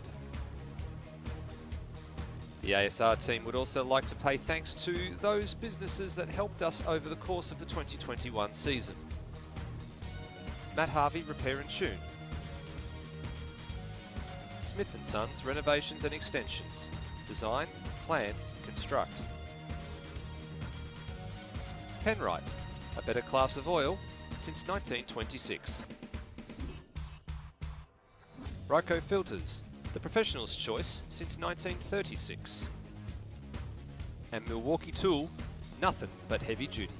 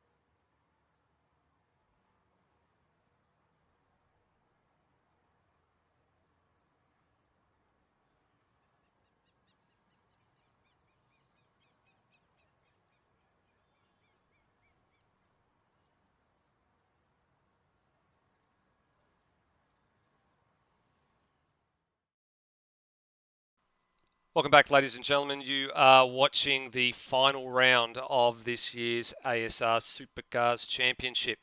We've got just one qualifying session and one round to go. And, well, Rody, I'm still a little bit speechless as to where we sort of start looking at things after the the race that we just had. So the important piece of the puzzle here as we start to look into where all the points go with regards to all of this is with a third place for Will Devonish and a fourth place for Kurt Stenberg. He only made an indentation of 9 points in the championship title fight. Now, when we were looking at things, we were talking about Kurt Stenberg needing to be 3 and 4 steps behind Will Devonish in order for Will to make meaningful gains into the title race and sort of make it really interesting. But in this case, he's finished right behind him, which essentially is what all Kurt Stenberg needs to do. He just needs to do that one more time, and it doesn't matter how many points that he loses. If he loses, 5 or 10 or 20 in the next race by finishing directly behind him, he'll still have enough of a margin to walk away with the championship. I guess the important thing coming out of this one now, though, is that being 204 points in arrears of the first place position, Tim Redmond pretty much is ruled out of the championship contention, but he's only 70 points behind, or 73 points behind Luke Rosella. So, I mean, still in theory, third place is there for the offering. He does need a bit of help, though. He does, yeah. So look, it's both those races at this point are very much you need something out of the ordinary to happen. In the case, it's not out of the ordinary so much for Will to be positions ahead of Kurt Stenberg, but look, the race. To be fair, Will probably went through about 3 or 4 states of contemplation and 4 different mental states in that one race, because decent run at the start, then got tangled up under the second safety car, then had to push the whole way back, and then by the luck of the way that second safety car fell, he got put in the lead, which helped him, but also it didn't, because he really would have preferred to have that gap, I reckon. So look, it's especially after the spin, it's a net win for him, but yeah, 9 points isn't enough. If he does that again, it's still more than 41 points the gap. Yeah, I need to probably do some math playing around for the hypothetical of if Will wins, where does Kurt need to finish? But it's not right behind him. I can tell you that much. So I know from the top of my head the point gaps between first and second are not nearly enough. Yeah, I'm not sure. For that battle, it's down to Will, in theory, down to Kurt to keep it on the road, and down to Lady Luck to do whatever she wants to do with it, and the same for Rosella and Redmond. Look, if Rosella was a bit less frequent this year in terms of appearances, Tim would have had him. But Rosella's turned up when he needed to, and crucially, like mathematically, as we said, he is still win range of the points. He won't get there with the points gaps on offer and where the guys are racing. He could potentially leapfrog Will, but again, Will needs to not finish essentially for that to happen. Which, even when Will's had we saw the first race, even when he was down 20th, Will wasn't giving up. Will he's not in position to give up. Luke's probably pretty comfortably in third, and Timmy's there mathematically, but I'm not sure he's really going to pull the margin in. Looking at some of the other battles we saw playing on, one I didn't necessarily see playing in was actually between Cox and Wedding. But by virtue of Wedding's top 10 and Coxie finishing 21st, that's actually swung Lewis's way. They're both still battling to pass Rossi, though. And they probably will do, based on their usual earnings, even based off of their earnings from tonight, they probably will just get past him. But at the moment, Rossi sits 6th with Foley in 5th. And then I haven't actually managed to put the full data in because the results disappeared, and Live Races actually hasn't ticked off the results file yet to say it's completed because the server is still running. But yeah, from the points position of guys in the top 10, there's still some battles that will be set and will be finalised coming into this last race. Yeah, you're not wrong. There's still a fair bit to shake out in all of this as well. I mean, we've gone and sort of punched in the top sort of 10 or so people that have finished in that race, so we can get an idea of where everybody sits. just to see where everything is, unfolding at the moment. And there's definitely a few swings and roundabouts we need to take into consideration here. I'm actually just waiting to see whether or not we're going to have 22 starters for the next race. The only one I'm thinking is Reese McGill. Confirm that coming. we won't. Reese had a chat to me earlier. Sorry, I didn't mean to bring that up in conversation since around the time. Reese unfortunately has had to pull out from race 2. He did mention to me what was happening. He's had to pull out for some health reasons. He did actually have a spin in the first race, which was triggered by the pain that flared up from the reason he can't make race 2. Yep. But look, that said, I said it to him in the DM, and I'll say it to the stream and put it in public. Look, for his first run, look, he was running Super 3 and is technically running Super 3 this year. He's on pace for Super 2 and he'll be Super 2 next year. That wasn't a bad showing for him. I didn't actually get track of where he finished, but look, the fact we didn't talk about him much is a good thing for the wildcard entrance, because it means you haven't had someone off or haven't been had off yourself. That's right. So as it stands right now, too, the only positions in the top 10 that changed around at that particular point was Brenton Foley going ahead of Brendan Ross, and then Daniel Cox actually losing position to Lewis Wedding. That's what changed inside the top 10. And then Liccardo drew a little bit further away from Steve Burko, but he's still got a fair effort to climb to get to Cam Rutledge. So he'll need a little bit of a miracle to make it into the top 10 as it stands right now. Just winding down the last few minutes of the last sort of practice session, which was used as the interlude, because normally we have the broadcast interviews around this time. And we gave the opportunity for the drivers to have 10 minutes to gather their thoughts, do a couple of laps if they wanted to, and then we were essentially going to press on with qualifying. And I think I look at the comments in the live chat from Brendan Ross, who just popped one in there. He said, that was edge of your seat stuff. You're absolutely right. I cannot think of any race that we've had probably in the last 2 or 3 years where things have been so manic and so confusing and so mixed up for the whole entire race, and then to just throw 2 spanners in the works, not just one, and then have it come out the other side the way that it did. Complete and utter chaos. And I'm looking forward to seeing what happens after this. We've got a second qualifying session we're about to go into, and then the final race of the season for 2022 Supercars. Of course, as I said, we've still got Enduro Cup to come. We've got a big weekend coming up next weekend, which we'll talk about on the other side of qualifying. There's actually a fair bit that we need to get through with regards to all of that. Something again a bit different to the norm. And I'm looking forward to Friday, Saturday, and Sunday next week for our Enduro Cup, and also the finale for Dev Series as well. That's coming up too. All of it from Mount Panorama in Bathurst. Right, qualifying 2. Roadie. We saw the qualifying lap record go last time earlier this evening, and we also forgot to mention too that the race lap record actually fell as well in that last race to Luke Rosella with a 1:01.7. So both records have officially gone tonight. Yeah, I think the question for qualifying 2, I mean, look, Luke in his own battles, he's mathematically out of it, but at the same time, he wants to give himself the best shot. I don't think at his point he's willing to write anything off, considering the season he's had. He's not made a full-time appearance this year, and he's still in the top 3, battling in the top 4. I don't think he's going to write anything off, so I reckon he's going to go out there and have a run. I think the question is going to be who's going to join him up there, who's going to be the next couple of drivers behind him, because a lot of drivers who could be up there on pace, but it's just who's going to fall out. I mean, as I said, based on best laps in the server, which includes all the practice sessions and the like, Kurt Stenberg is the second fastest car, but he hasn't shown it, at least in qualifying tonight. He was definitely, tapping into the back of Luke's pace in the race, but he wasn't quite there in qualifying. And look, for his point of view, he doesn't have to do much, but look, every little bit helps. So if he can out-qualify or qualify up with Will, it just makes his life a little bit easier. Certainly does. So here we go, qualifying 2 for the last race of the season. Second qualifying session tonight. Last qualifying session of the year. The pole award has already gone to Luke Rosella, who's got 11 of them.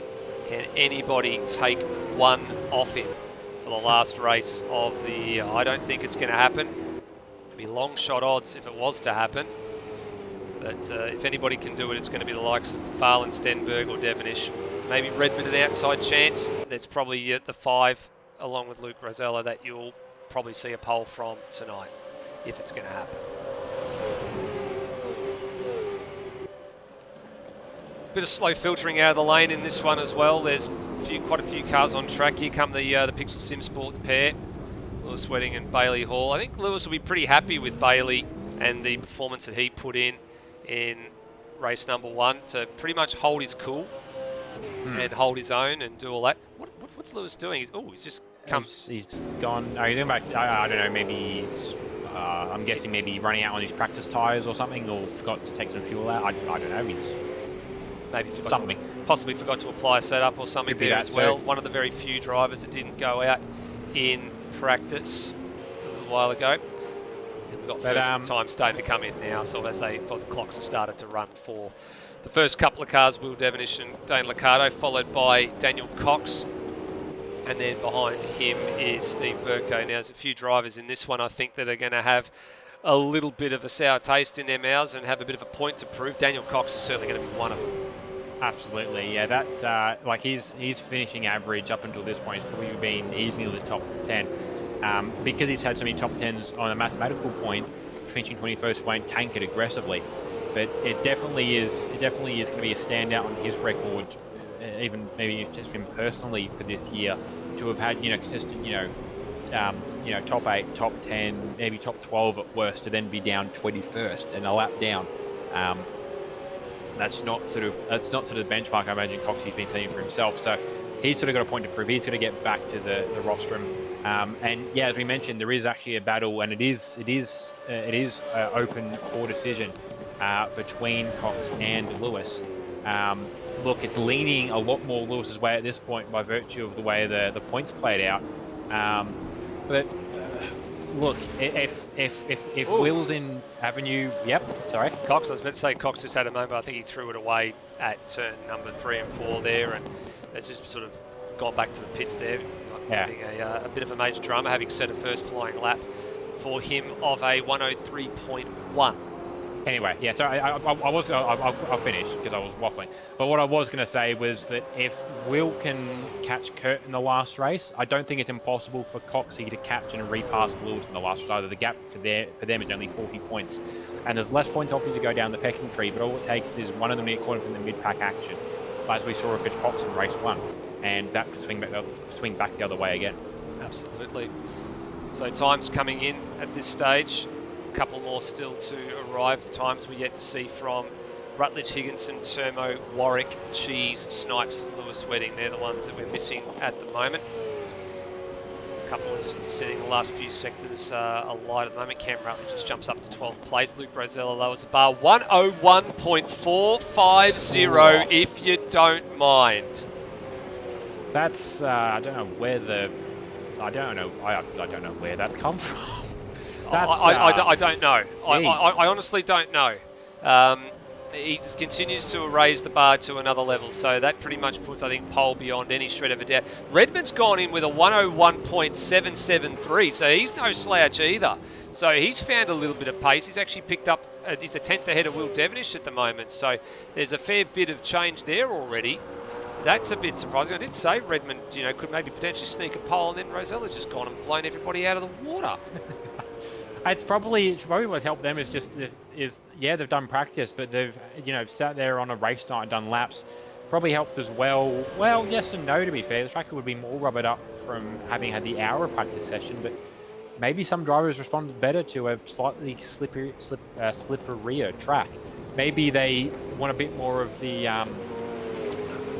forgetting the word I want right now, but the slide angle of the tyre and leans into the way they drive their car. Slip angle, maybe they lean a bit more into the slip angle than some other drivers, and it's really having more slip angle and more slip to get into that slip angle is maybe what's really helping their pace. But I think a lot of it's probably more down to how a lot of drivers actually want to drive the car. More importantly, that sort of fits their mould. I think there's probably a few setup tweaks, I'd imagine, in there as well, that are probably helping the cause along.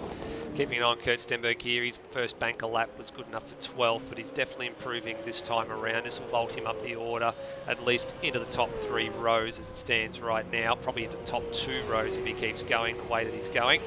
There's a little bit of the grass there on the outside of the last turn. Yeah, vault him up into row 2.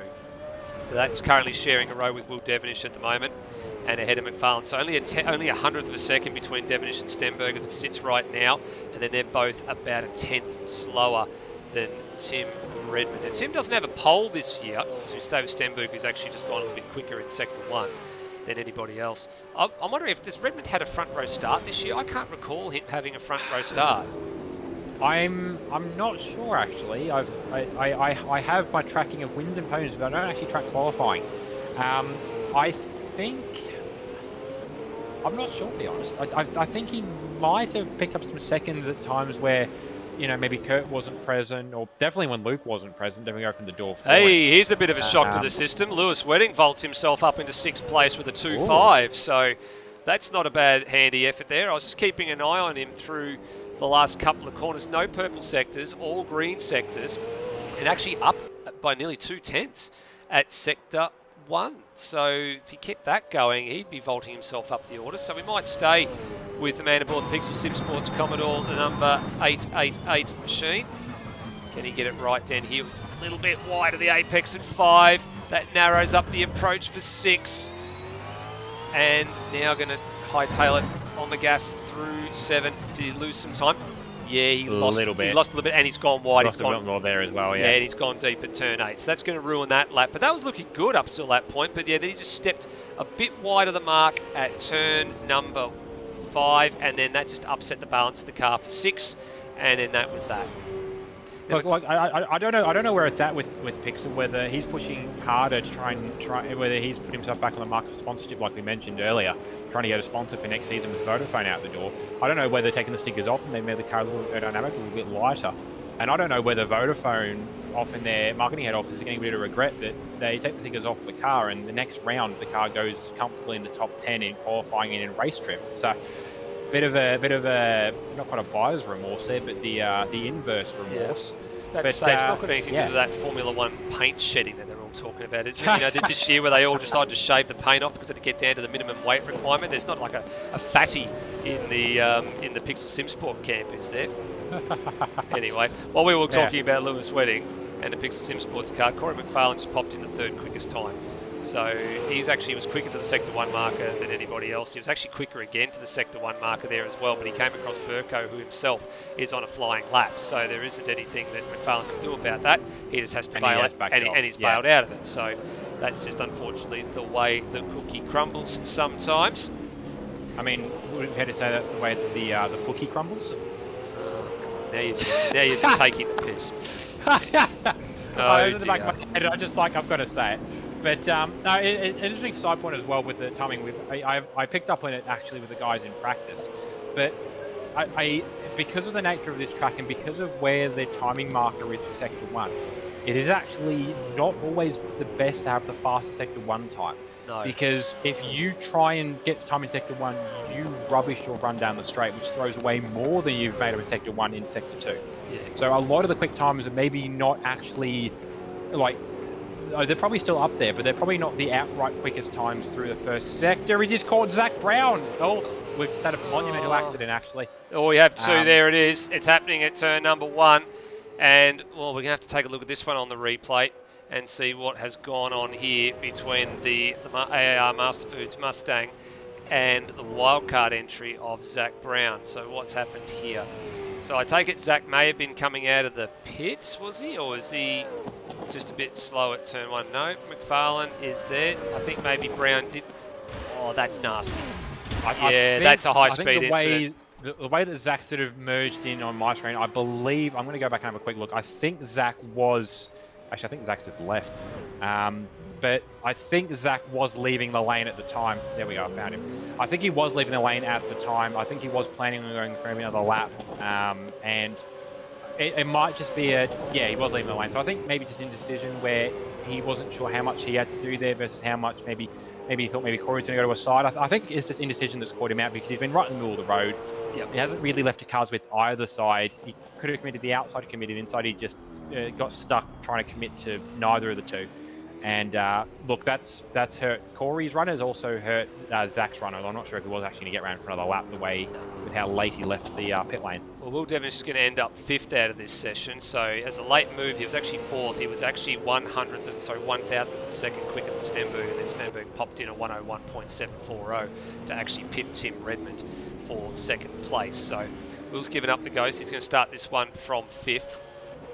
A few drivers just sort of trying to get to the line to complete a couple of laps here. So 21st man in cheese is just ahead of Lockie Lock on the road here, and that actually moves him up one spot ahead of his countryman NZ Snipes into 20th place. Is there improvement for Lock? No, he actually lost a little bit of time late in the sector there. And then the only other one I'm looking at, Bailey Hall, who's actually doing some lawn mowing on the way to the front straight, to the start-finish line rather. He's going to stay 7th. So actually out-qualifies Lewis Wedding on the margins. Have a look at that. Nothing in the margins. There's 4 1,000ths of a second between the Pixel pair at the moment.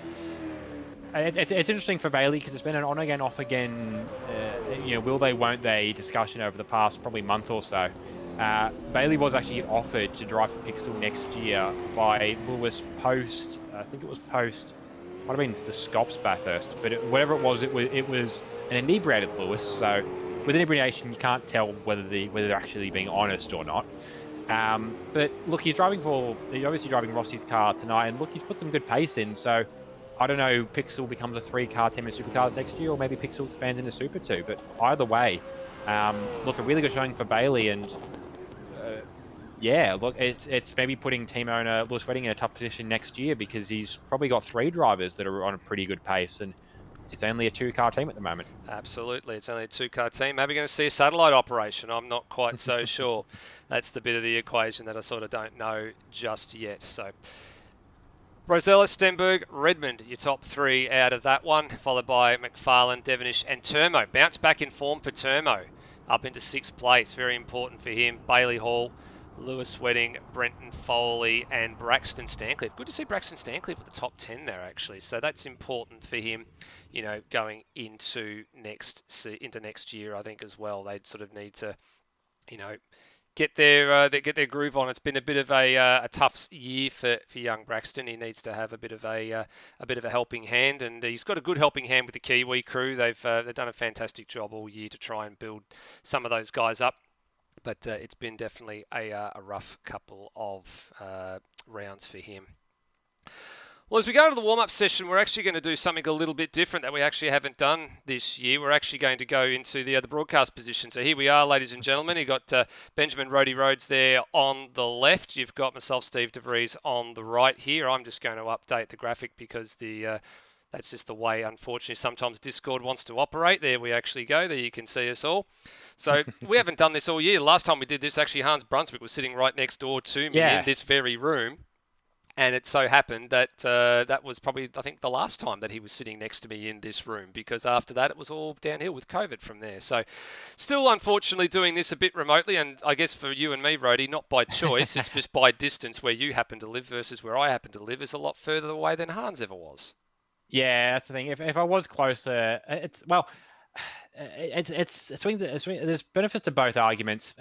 Definitely having Hans in the booth with you meant that you could actually play off of some of the more subtle cues. You could tell when a sentence was ending and a little sooner. You could tell if someone was taking a break to breathe or taking a break because they'd run out of things to say. And other things, you can just pick up the flow a little better. And obviously, the big advantage, and we've done this, we've both commentated IRL together as well before. You've got the advantage where you can sit there and you can point to something in the distance, or you can point at a screen and go, "This is happening," without having to say and try and get tension happening. But the advantage of doing it separately like this is that we can both watch different parts of the action. With the way we talk and the way that we talk to each other, without it necessarily being obvious, very peek behind the curtain, without being obvious to you guys, hopefully in the broadcast end, if there's action that we should be seeing that's not on the broadcast, it will be obvious with the way that we start a sentence by going, position or driver, this is a really cool battle. And obviously vice versa, we got the advantage to actually scroll through the field and have a second camera going, which is why Nether's also got 2 accounts going as well. But it allows us to pick up on stuff that doesn't actually, I suppose, from a story sense, doesn't flow on from what you're seeing in front of you. So, there's been some really good battles, but we can, Nether's second account can be watching the leaders on track. I can be down the back at, 15th, where there are guys battling as if it's the World Championship in F1 over those positions. And it's what makes the racing really good it makes the racing, or the racing's good. It makes the broadcast a little more complete in that sense, because we can see a little bit more of the action and hopefully bring more of it to the screens, as opposed to something like, say, the Supercars broadcast, where you see them focus a lot on the front because they've got a really good broadcast team, but they've got the one loop of cameras. And I've seen at least how they do Bathurst, and there is one man sitting there looping the cameras around, and he very much sort of follows where the main train is. And at least with our racing, get a bit more of a train spread. But it would be nice if we were closer to do it in person, or at least do some stuff in person, because there is some benefits to that strategy as well. Absolutely. Some good comments coming through in the live chat. Walshy wants you to have a shave, Rhodey, so let's just put it bluntly with that one. I guess on the topic, a couple of other topics that we probably need to talk about. This, of course, as we've said a few times already, is the last round for Supercars in 2022. We've, of course, got Enduro Cup. We've still got Dev Series that's finishing up. There are a couple of things that we probably do need to announce. And while the Enduro Cup is still going to be here on Outworld Broadcasting next weekend, so, of course, you've got qualifying on Saturday night, Australian Eastern Daylight Savings Time at 8 o'clock. You've then got the race, which is going to be on Sunday afternoon. I think sort of start around sort of Sunday lunchtime-ish, and then go through for about 3 or 4 hours. So that's for the Bathurst 500. There is a slight change to protocol. The development series final round from Bathurst, which essentially is the curtain raiser to the Bathurst 500 weekend, is actually going to take place here on this channel next Friday night. So for those of you that want to put it on your calendar, that is the 18th of November. So lock it in. It will be here. I'm actually going to be broadcasting the 2 screens, and we're going to have Lewis Wedding, and we're going to have NZ Snipes, a.k.a. Kane Gray, in the commentary box as well. I might just step aside, Rhodey. I think I might just be a director for the night. I'd rather just sit there and let them duke it out. They've been doing such a good job this year. Exactly. I'm happy to actually just do the broadcast and then just let them do their thing, because they just feed off each other so well, those two. Yeah, no, they've done a really good job with broadcast this year. Look, Snipes was greener pickings, I suppose the commentators we usually had, where his only previous experience was jumping in with Floody for it was the Lancers last year of the Super Series. But look, Snipes done a really good job. It's also brought it brings driver experience to the Dev Series commentary without it being driver experience at my end of the field, which is definitely a benefit. And look, Snipes has done a really good job. Look, him and Lewis can definitely, follow the same train of thoughts on some things. They can also sit on opposing sides of the fence, as opposed to me where I sit on the fence with a lot of issues. So it does bring a nicely nuanced, balanced look at the commentary. And look, you're right, perfect opportunity. 2 well-experienced, well-versed commentators that arguably, even though you've been there watching and been involved in Dev Series this year, probably are the people to talk to about it. So, yeah, you can sit there and chime in some bits and bobs, but it's a good opportunity for you to really get into more of the director headspace and just let them have a run at it. Absolutely. And I guess for those that want to be interested in the timing as well, it's actually going to be the same time that the broadcast started tonight. So it's going to be the same time that it happens over on the Loose Sim Network channel at 8 o'clock Eastern Daylight Savings Time here in Australia. It'll be the same time for when we do the 100 kilometre mini enduro, I guess we call it, for the development series, to close out their season for 2022 as well.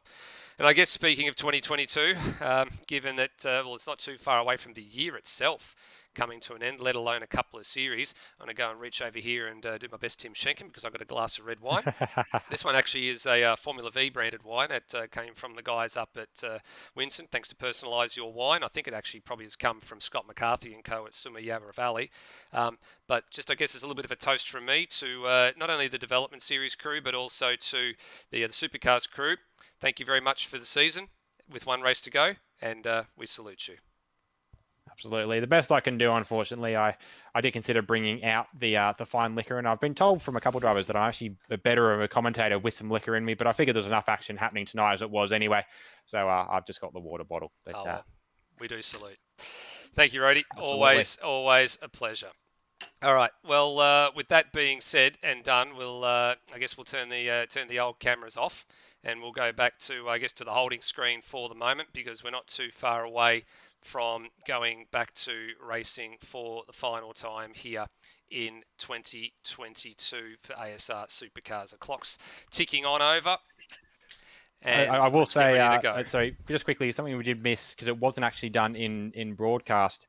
Sorry, in the live comments. I did actually get a DM from Foley asking me if I'm wearing a Ford shirt. Yes. Which, as someone myself who's driven for PBF now for coming into my 5th season next year, 6th season of the team, and actually just recently I have been upgraded positionally. I'm actually now in a position where I can consider this to be sort of my team. It is a bit sacrilegious for a deeply Holden team for me to wearing a Ford shirt, but I did actually intend to change my shirt to something a bit more neutral, but I just ran out of time tonight. So apologies about that one, Foley, but I am still very much a Holden driver, as you've seen the last couple of years. There's nothing to worry about there. Nothing like a bit of cross-bias manufacturer support in the paddock. So it's a fairly even, or was a fairly even split for a while with regards to Mustangs and Commodores in the Supercars Championship. I mean, it tends to sway more to the Lion than it does to the Blue Oval these days. But I guess a lot of that's also down to the deep roots that go with the Holden brand here in Australia.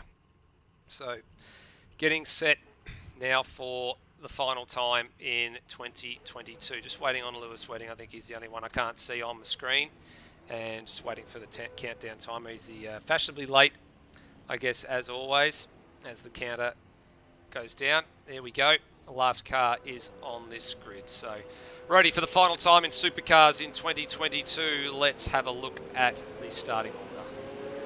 Alrighty, so starting from pole for the last race of the season is Luke Rosella. He's already taken the pole count, and by this point I think he's at 13 poles for the season, a pretty strong number, and he's looking to try and add to that win tally again tonight. Starting from second is Kurt Stenberg. He's the leader of the two in the battle for the championship, and he's in a pretty comfortable position at this point. He's just going to keep running around. Starting from third is Tim Redmond. He's running pretty well tonight. Just won't quite have the legs to catch to catch Luke Rosella at this point in their fight, but still coming in for a top 5 in the championship, which is a very good run for Timmy with a race to go. Fourth is Corey McFarlane for Team Masterfoods AAR. Pretty good run for him so far tonight as well. Actually has some really good pace in race 1, and hopes to probably do the same again in race 2. With Will Devonish in fifth, the other half of that championship battle. He's got a lot of work to do from here. Sixth is Termo. Actually, good run from him in qualifying to put the sister series race engineering car on the same row as Will Devonish, with Bailey Hall leading the two Pickle Sim Sports cars in 7th and 8th. 8th being Lewis Wedding, the sponsorless Pickle Sim Sports car. 9th is Brenton Foley for PBF Race Engineering, with Braxton Stancliffe running out the top 10. Good to see Braxton running well. Steve Burko is in 11th, with CRE stablemate Dane Liccardo running in 12th. Lockie Lock is in 13th, which is Cam Rutledge in 14th. A lot of CRE teams' cars packed together there. Steve Warwick in 15th, actually pretty good run for him in qualifying, with Nathan Higginson in 16th, the first of the Automech Kiwi Simsports Commodores. 17th is Pete Thrower, good run for him as well, with Zach Brown in 18th. 19th is Daniel Cox with Cheese in 20th. And 21st and last is NZ Snipes, handing out all the donuts so far in race 1, and will probably be trading again in race 2. Absolutely.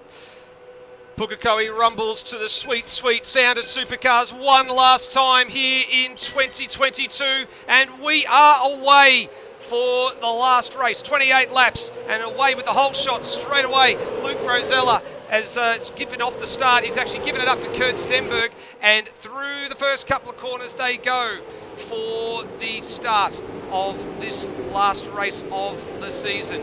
A little bit more maligned, a little bit more tapered through the first couple of corners. Definitely a few drivers have picked up a couple of spots at the beginning of the race there. I think Dane Liccardo, I'm looking back, has picked up another 5 spots at the start of this race. There he is. He started 12th, he's now 7th, so he's had another fantastic launch from deep in the field and picking up a good haul of points as it stands right now, but didn't have a bit of drama with the way the safety cars fell in that particular one. But Stenberg heads to Q, and he's got a very, very healthy margin right now back to Luke Rosella. Well, we just made a contact actually back to the pack. I was just catching up on Dane Liccardo, and in front of him, Braxton Sancliffe and Turmo got together, which has shuffled them back a little bit. But some really good starters. You're right, Dane Liccardo, one of them. Brendan Foley had a pretty good start as well, from what I can see. But yeah, a couple of guys with some really decent starts in the field. But a really good start actually for Kurt Stenberg, who managed to jump and actually is now clearing away from Luke Rosella quite comfortably as well. Absolutely, Liccardo's keeping on him. There's another spot for the Liccardo Racing by CRE Commodore up to P5. Jeez, he's had another ripping launch. Done a Brett Foley basically from race number 1. Foley himself, where did he start in all this one? He's actually lost a couple of spots. He's actually down to 11th place. So had a reasonable start, but he's lost a few spots in the early going here. It's been a bit of a swap a bit further ahead with Lewis Wedding getting the better of the Pixel Sim Sports duo off the 8th row of the grid. So the 5th row of the grid, I should say. They've swapped a little bit there. Stancliffe has done all right. He's sort of moved up a spot or two as well. And a little bit of movement and shaking here as the race unfolds. Redmond's going backwards. That's the bit that I'm sort of concerned about here, Rody. Redmond has gone backwards to the tune of 4 spots on this race. He's been, and he very nearly, there's a major off. It's Wedding. He's gone off. He made the fence, surely. He's made the fence. He has to have made the fence. He came off at a pretty extreme rate of knots there. I'd be surprised if he's going to have damage from that. Like that car would be dead. What happened? IRL. What happened there? Did he get a love tap or something there? That was almost like Winterbottom and Will Brown all over again. Although he had a bit of a moment. This is the bit that got me. He sort of needed to tuck back into Redmond. Stancliffe is right there. Oh yeah, almost another moment like Will Brown, and then all over again. Oh yeah, he gave that fence a wallop, all right. He gave it a big touch up. Yeah, I think he was just trying to tuck into that gap between Tim Redmond and Braxton Sancliffe, and there just wasn't a Pixel Sim Sports Commodore length of gap there, and he's just sort of tipped himself off the nose of Braxton. And he's going to be there could be arguments. He'll be pretty unhappy with that one. There'll be arguments that Braxton could have got out of that one, but at the same time, it's a tough one. As I said, you can go too wide through that section. You need to have willing participants. You need to trust who you're racing with, and I don't think Lewis is going to trouble with the guys who's racing with. He just maybe isn't that kosher with them in terms of racecraft. So shame for Lewis. He's probably amongst the first of the drivers now looking for a safety car. Absolutely. Definitely looking for a safety car at this point. He's going to have a pretty ill handling AAA Commodore right now, and I'll have a bit of a read on the lap time as he comes around this time around. Let's just see how much pace the car actually has lost, as we keep an eye on. The other battle's a bit further up the field. Actually didn't register a lap time last time around with a track cut through sector 2. So he's going to be pushing pretty hard to catch up to the back of the train. His teammate, what's happened to his teammate? Wow, Bailey Hall's fallen right off. He's had a dead set shock. He's had a dead set shocker on the last lap. He had a minute 12. Him and Braxton Stancliffe have both done 1:12.4 and a 12.6 respectively. So actually Braxton's just a bit further ahead of. I'm going to do a quick scrub back to the replay. They were. I'm going to. Oh, okay. They've actually both had an incident. They've tried to go too wide through 1 and 2. I think Bailey's gone for a bit of dive on Braxton. Well, actually, not even that, actually. They just both, I think, lost the rear of the car through turn 2 and had synchronised spins off to the grass. And obviously, they had to wait for the rest of the train. They both rejoined behind NZ Snipes. So I think they all did. I think they did it independently of each other, but yeah, it's put them both down the order quite a bit. Now, here we go. So Will Devonish is on the back of Corey McFarlane here. McFarlane's playing a pretty heavy defensive game at the moment. I've just been watching this for the last couple of corners.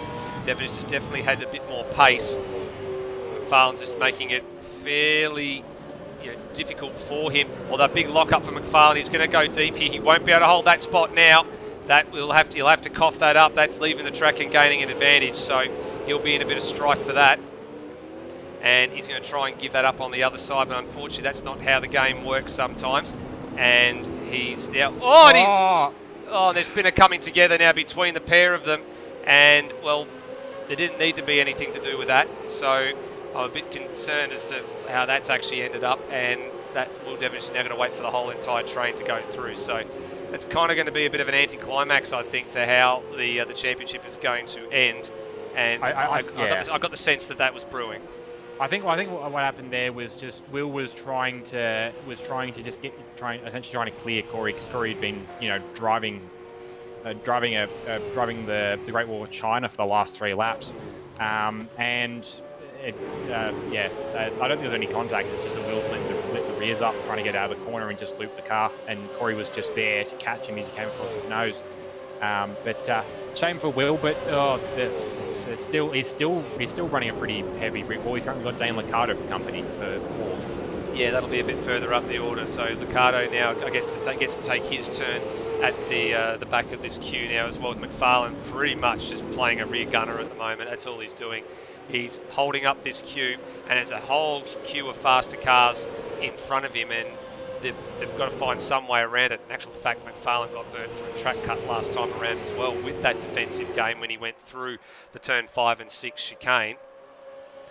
And he's doing 104.1s at the moment, keeping all these other cars at bay. So now the important bit I think here is it's probably a little bit too early to affect a true undercut. We saw how badly Will Devenish's tyres were at the back end of that last race after the early pit stop and trying to make it all the way home. So if the race stays green here, you're probably going to try and get to maybe about lap 10, and then maybe you might be in a position to pull off an undercut, but you've got to be fully aware of it. So if someone like Liccardo decides to pull that move off, then you've got to rely on Turmo, and then behind him Brent Foley and maybe even Higginson to take the fight to McFarlane for a little bit and keep him busy, so that he doesn't realise that an undercut's actually happening here.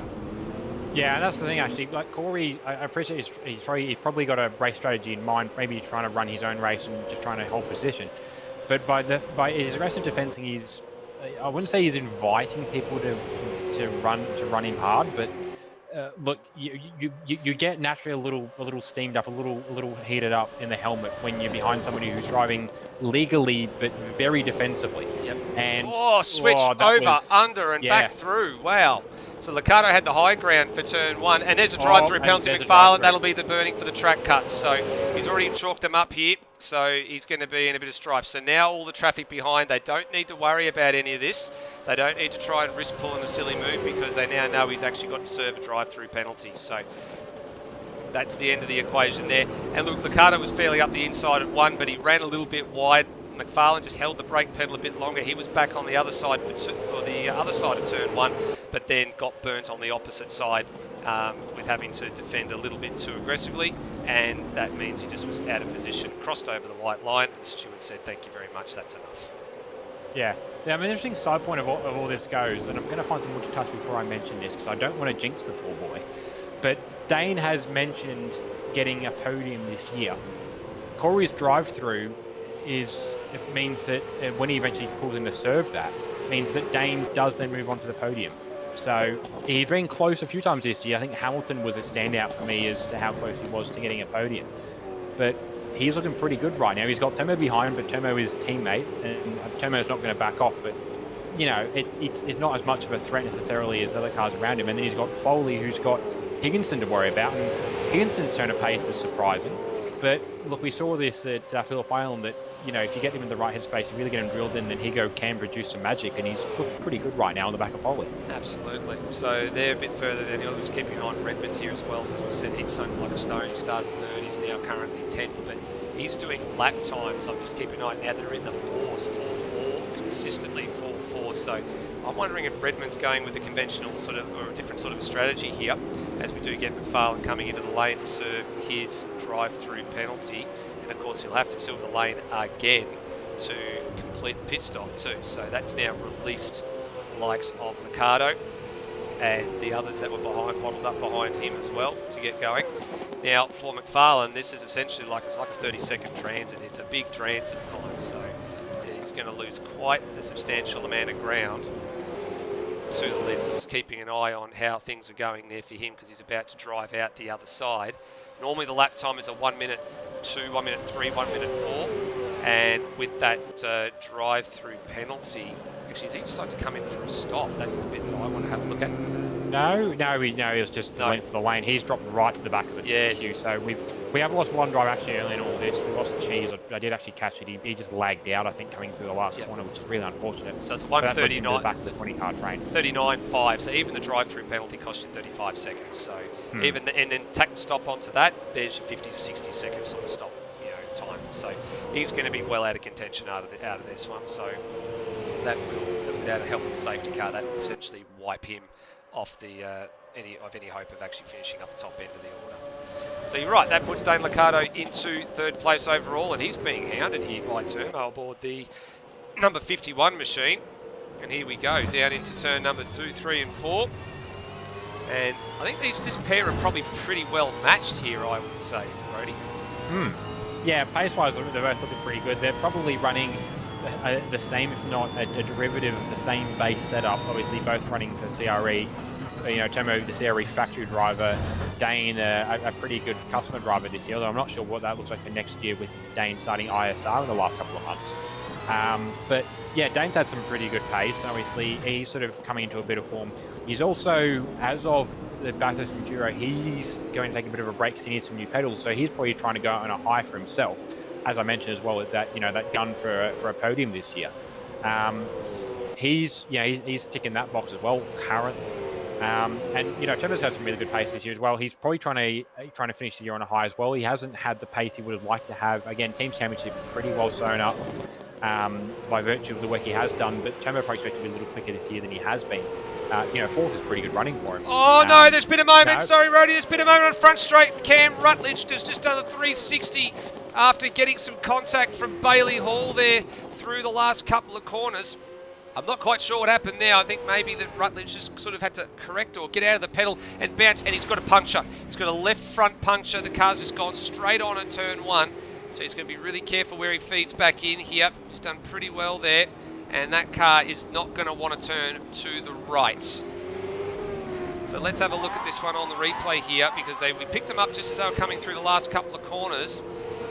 So Rutledge is just slightly off the apex here, and Paul ends up just pushing him through the corner. I think Cam knew he was wide, and then he's trying to get back down to the apex, so he's cleared the throttle a little bit and ended up putting himself into contact with Bailey Hall. So there may not be anything that can be done there, and then that's the end result. Rutledge just off the road at turn number 1, so he's going to struggle to get that back to the lane.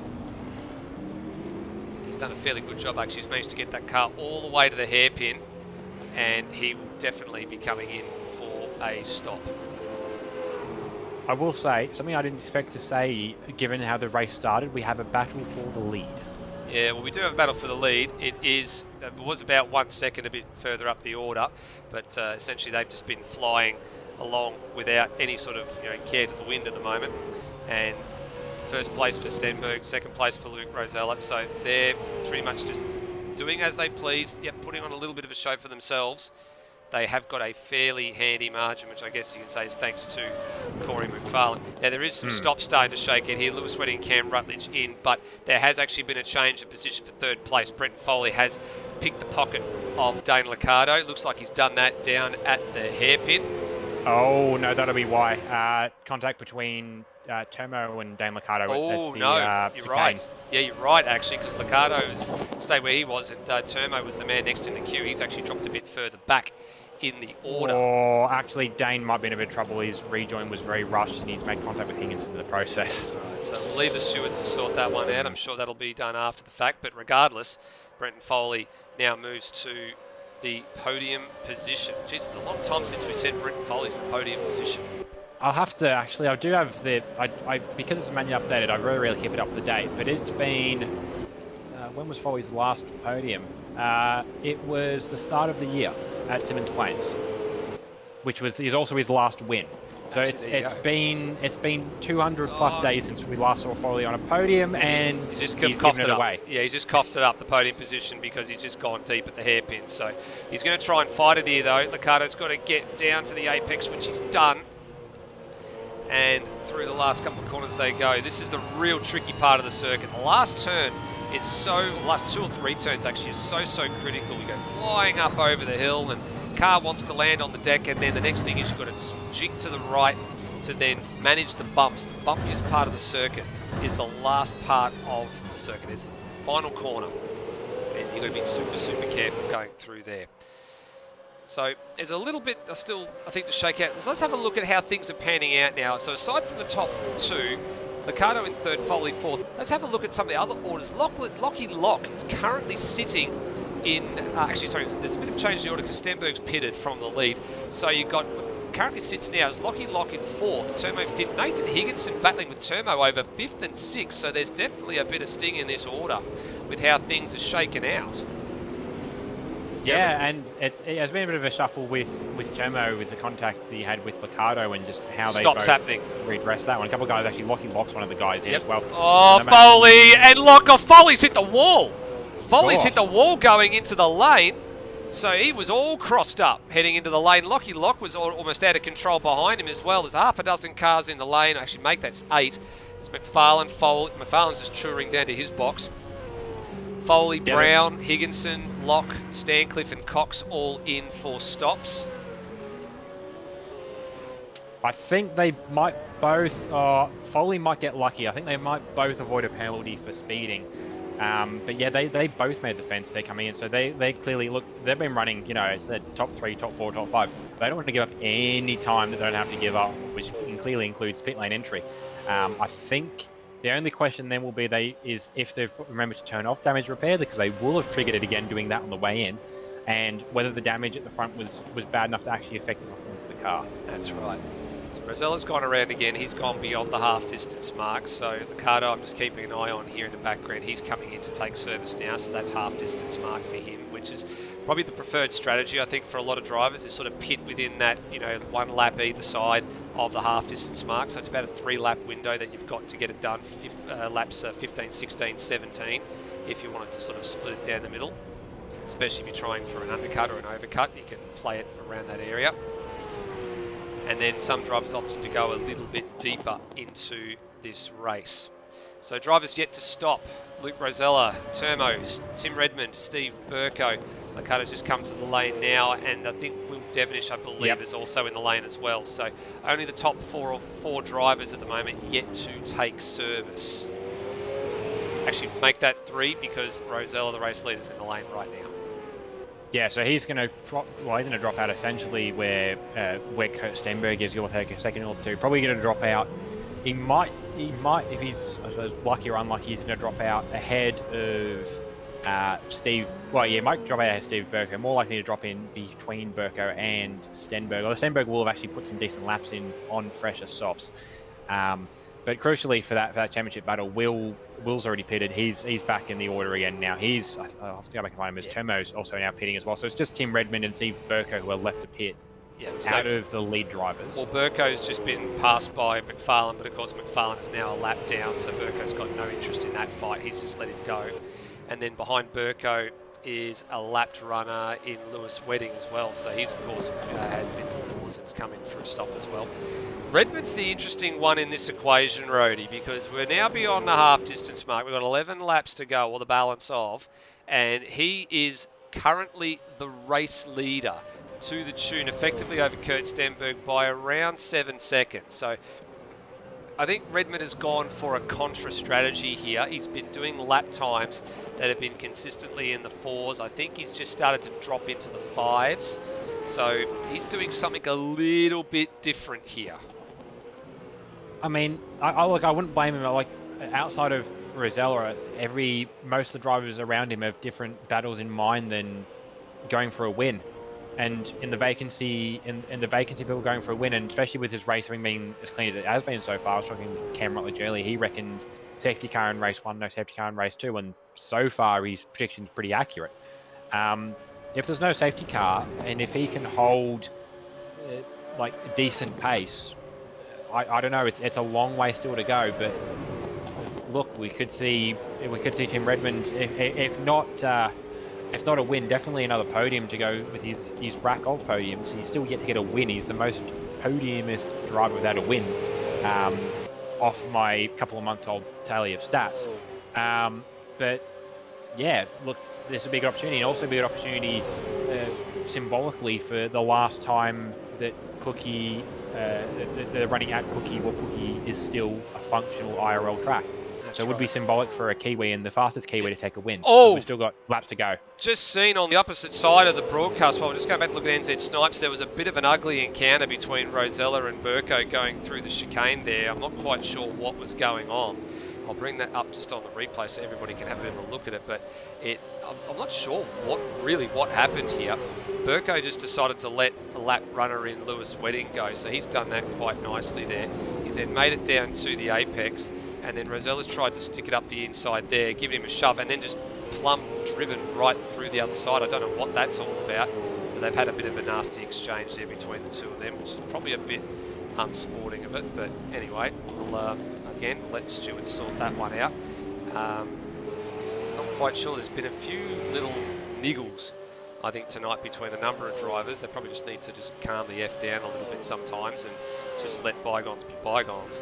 I was actually looking at NZ Snipes because I just seen in the live chat that one of the Kiwis actually made mention he's actually doing a really, really good job, and he is. Now, I'm wondering if he's on a similar vein of strategy to what's going on with Tim Redmond, because there's a number of Kiwis, a number of cars up the order that I wasn't expecting to be here. So Snipes and Thrower, 5th and 6th, they're the ones that stand out to me right now as sort of scratching their head and doing the old, Tim the Toolman Taylor and saying, You don't know what the hell's going. You don't know what's going on right now.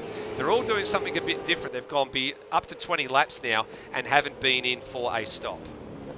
Yeah, they're looking on to change in. Their biggest threats at the moment, although that said, Pete's having a go back on him, is Foley, who I think has got a quicker car under him than Pete and probably Snipes at the moment.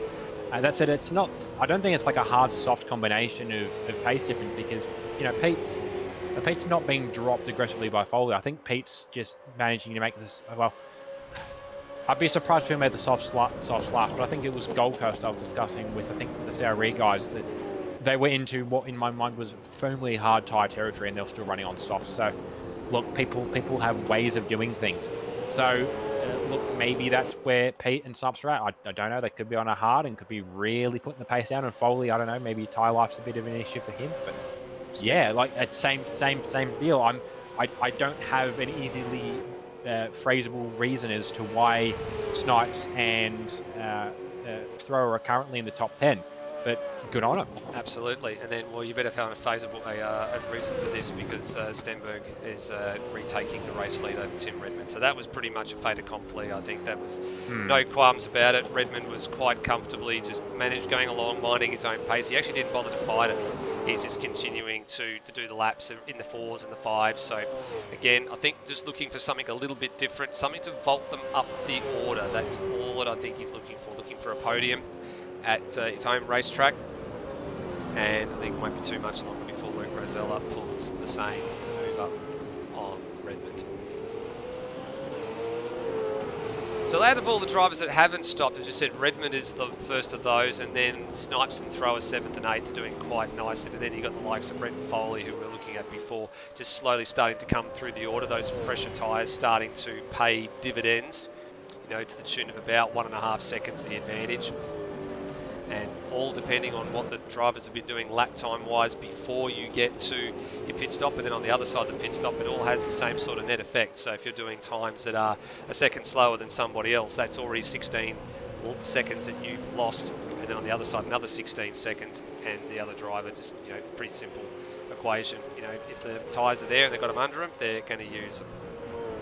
Now, Will Devonish and all of this, after what happened to him in the back of this, has actually found his way back into 8th place. It's actually on the back of his teammate Turmo, and then Braxton Stancliffe in 9th. So he's making his way through some pretty heavy traffic at the moment. Fair to say, championship at this stage is over for Will Devonish. It was, I guess, even by his own admission, coming into, I think it was the last round as well, before we even got to the Gold Coast, he sort of had the inkling that championship was gone and was going to be a minor miracle for him to actually even achieve anything, but gave it his best crack, and unfortunately just some of the calls and some of the situations have not panned out for him, especially in the back half of this year. Yeah, and look, I mentioned this coming into, it, that Will's had I think every second place trophy at least since 2019, and he's going really good at collecting them, and yeah, always the bridesmaid. He's never taking home a husband in this case.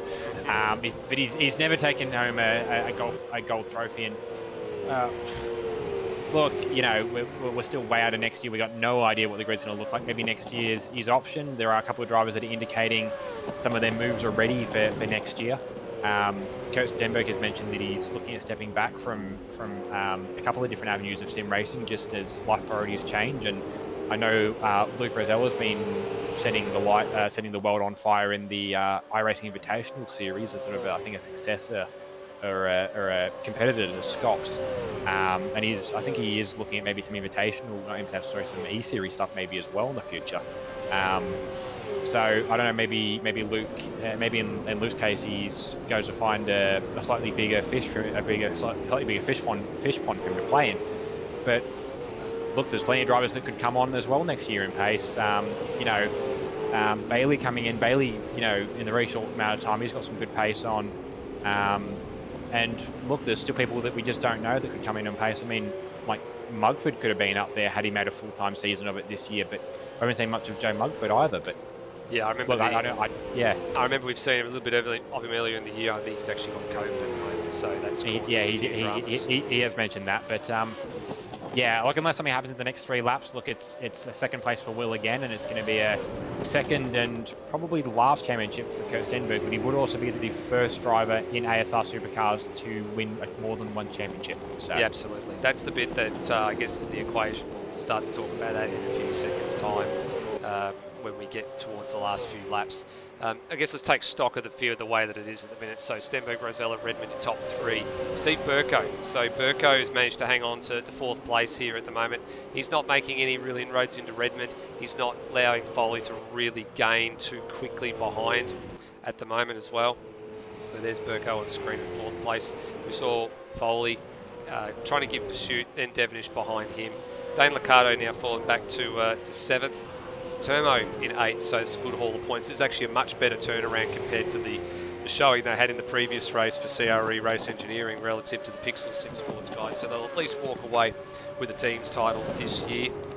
Braxton Stancliffe, good to see that he's hanging around in the top 10, giving Termo a bit of a hard time here at the moment for 9th place, so good to go out on a high. And then Zach Brown currently in 10th place. So the charge of Snipes and Thrower that were up in the top 10 for a little while has unfortunately slid a bit further down the order. And then look at Zach Brown. There's actually some news coming out that he's actually going to be Brenton Foley's teammate for next year in Supercars. He's actually opting to... He would have had the opportunity, I say, to do both the development series and Supercars if he wanted to do on both like next year, but he's decided to pull the trigger and just say, I'm just going to do the one, and it's going to be Supercars. And at the moment, not a bad result for 10th place, not a bad way to take it away at all. No, he is driving on a PBF setup for his first time tonight, and look, he was a bit of a hot topic when it came to Supercars next year. I know at least one other party that tried contacting him, and I lucked out that I was the first by about 24 hours. No, Zach's done a really good job in Dev Series this year. He hasn't made the full season, but when he's been there, he's been on pace, especially the second half of the season. He's been up there with Lockie, with Bailey, with guys who are going to get promoted next year, sort of by default, by virtue of their pace. And he could have probably run again, but and look, he's probably open if he decides to drop back in from time to time because he's maybe not quite of the pace margin. But I could see that he was at Supercars pace, and it'd be good to have a second PBF car on the grid and actually have a full PBF team rather than sharing with, in this case, Dan Liccardo this year. That's right. Well, the last lap has commenced. Last lap of the 2022 ASR Supercars season. It looks like Kurt Stenberg's going to add one last win to his 2022 campaign. Well, we talked about this a little bit earlier, Rhodey, that we've had 4 champions in the previous 4 seasons. Brenton Hobson, of course, the very first one back in 2018, and it was this race in that year that sort of made the championship a little bit difficult for Lewis Wedding to really challenge for it at the final race of the season. It's sort of the straw that broke the camel's back. Brenton Foley 2019, Kurt Stenberg in 2020, the man behind him carrying the number 1 last year aboard a Ford Mustang in 2021. So as it stands right now, provisional results, of course, we must say, of course, that every results are provisional until officially confirmed, and if it stays the way that it is, Kurt Stenberg will be not only the victor of the last race of the season, but he will lift the 2022 Supercars Championship trophy and will be a second time or 2-time Supercars Championship winner in ASR. We're having a pretty good fight on actually the back. Foley and Will Devonish actually both caught Burko in the last couple of corners. They've actually both processed him. Foley might just get to the line ahead of Will Devonish, though. Will probably get a slightly better run. It'll be another finish like it was with Stenberg. Very, very close at the line. So Foley will get fourth. Redmond out of all of that. The contra strategy works. Tim Redmond did not stop. He made it possible. He didn't stop. He gets a third place finish, and given where he qualified, so this is interesting. Look at this. He qualified third. He fell down as low as 10th or 11th at one point because of the strategy he was on. He let everybody that he needed to go past him. He ran his own race, and he got back to third. What a drive! That was a pretty good run, all things considered. And I think the people in the live chat saying no stops are not a viability. Look, they're maybe not the fastest way around the track, but they work. Pays dividends if you're looking for a certain result. So he's made that work in spades. What a drive! Well done. So then you've got Steve Burko, who managed to finish sixth in all of that. There's all the, I think they're all the drivers here, maybe just posing for a photo or for some burnouts or something. So Burko sixth. Liccardo, there's a lot of CRE drivers in this shot. Absolutely. Burko seventh. Liccardo seventh. Braxton Stankley got eighth in the end. He snaffled Turmo for eighth place in the end. So that's a good showing for Stankley. Ninth for Turmo. And Zach Brand will be pretty bloody happy with a 10th place finish. Yeah, that was, as we said earlier, that was a really good run for Zach. And yeah, just getting into the numbers now, the top group have actually spread themselves quite well across the grids of the top 8, as it were. Just trying to get the last of the pertinent results in now. I think, though, with Daniel Cox, the 13th is not going to be enough for him in his battle with Lewis Wedding, who managed to come... Wedding actually finished 19th by virtue 19th. Of what's on the clocks at the moment. Yep. So the balance of the top 10, Lockie Locke, who was in the top 10 at one stage, finished in 11th. Ahead of Steve Warwick, so he picked up a couple of spots, so that's a good run for Warwick to finish 12th. Cox, then Hall, Higginson, McFarlane actually managed to get back onto the lead lap after all of that. He finished on lap 28 ahead of Peter Thrower and NZ Snipes, and then 2 cars 1 lap down, Lewis Wedding and Cam Rutledge. Just been a bit of a dirty night for Cam Rutledge, actually finishing down the order. And then Cheese was a non-finisher, and he's, as you said, lagged out essentially on the opening lap. So there's a fair bit of, feel a bit of soul searching. I think will be processed on the other side of this, with a few drivers that were quite substantially down the order that probably would have been penciling themselves in for at least another half a dozen spots at the end of the race. Well, last race is completed and the season is completed, and as we are, I guess we're punching all the results in at the moment just as they provisionally stand. So with everything the way that it is right now, we have a look at the final advantage, and it looks like it's an 89-point championship win for Kurt Stenberg ahead of Will Devonish, and then Luke Rosella in third from Tim Redmond. So the top 4 coming into the night remain unchanged as it stands. Brendan Ross entered the night 5th. Looks like he's going to end up 7th. He's been passed by Brenton Foley. He's been passed by Lewis Wedding. So he finishes 7th. And then Daniel Cox 8th, Turmo 9th, and Cam Rutledge manages to hang on into the top 10, and we said Liccardo needed a bit of a minor miracle. He pretty much needed Cam to not finish that race to overhaul him, and it hasn't happened. So Liccardo finishes in 11th from Burko in 12th. That's sort of the top 12 in the final standings. Well, what do you digest out of that one, Roddy? While we organise to get a few drivers up here to have a chat, what do we surmise? What are we getting with here? Well, it's look, I'm happy that mathematically and practically we were at the point where the championship could have gone either way, and the battle for third could have gone either way. But it was one of the things just based on the drivers where they were running that look, they needed some miracles to work out things to work out their way for anything to really practically change. Look, Kurt's done what he's needed to this year. He's had some really good pace and really consistent pace. He hasn't necessarily always been winning, but he's kept himself around the pokey end. I think really the only sort of blue for him was the race at Surfers Paradise, at least in recent memory. He's had a pretty good run all season. Will's maybe had better pace, but he's also just he's had better pace, but there's also been nights where he just hasn't, and it's been a little bit inconsistent. And overall, the averages. It's a weird thing the way it works actually, because the average finish results actually do slightly favour Will Devonish, but just by virtue of maybe where those races have come, maybe it's simply a case of Kurt's done the right thing and prioritised the bigger races, the 200k races, where it's worth the same on a race stat, but it's worth a whole lot more on the points table.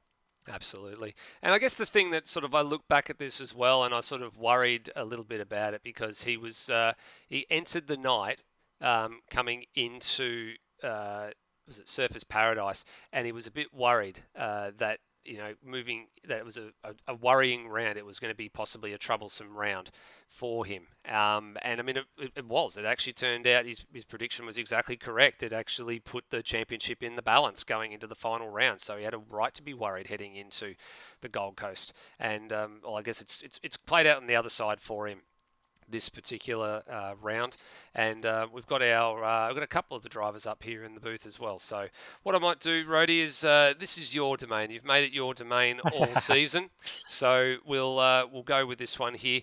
Where would you like to start? Do we start with the Ram review? Do we start with the I guess the top three in the standings, or the top? We've got the top four. We've got the top four, so we'll I think we'll go bottom up. So okay. First person to start with then is Tim Redmond. Timmy, your home track, obviously the last round of the season, and as we've alluded to, although Pookie is by no means on its last legs within ASR, it's definitely a symbolic round being the last round to the last year that we see it in action in Supercars IRL. What does tonight just in overall general mean to you?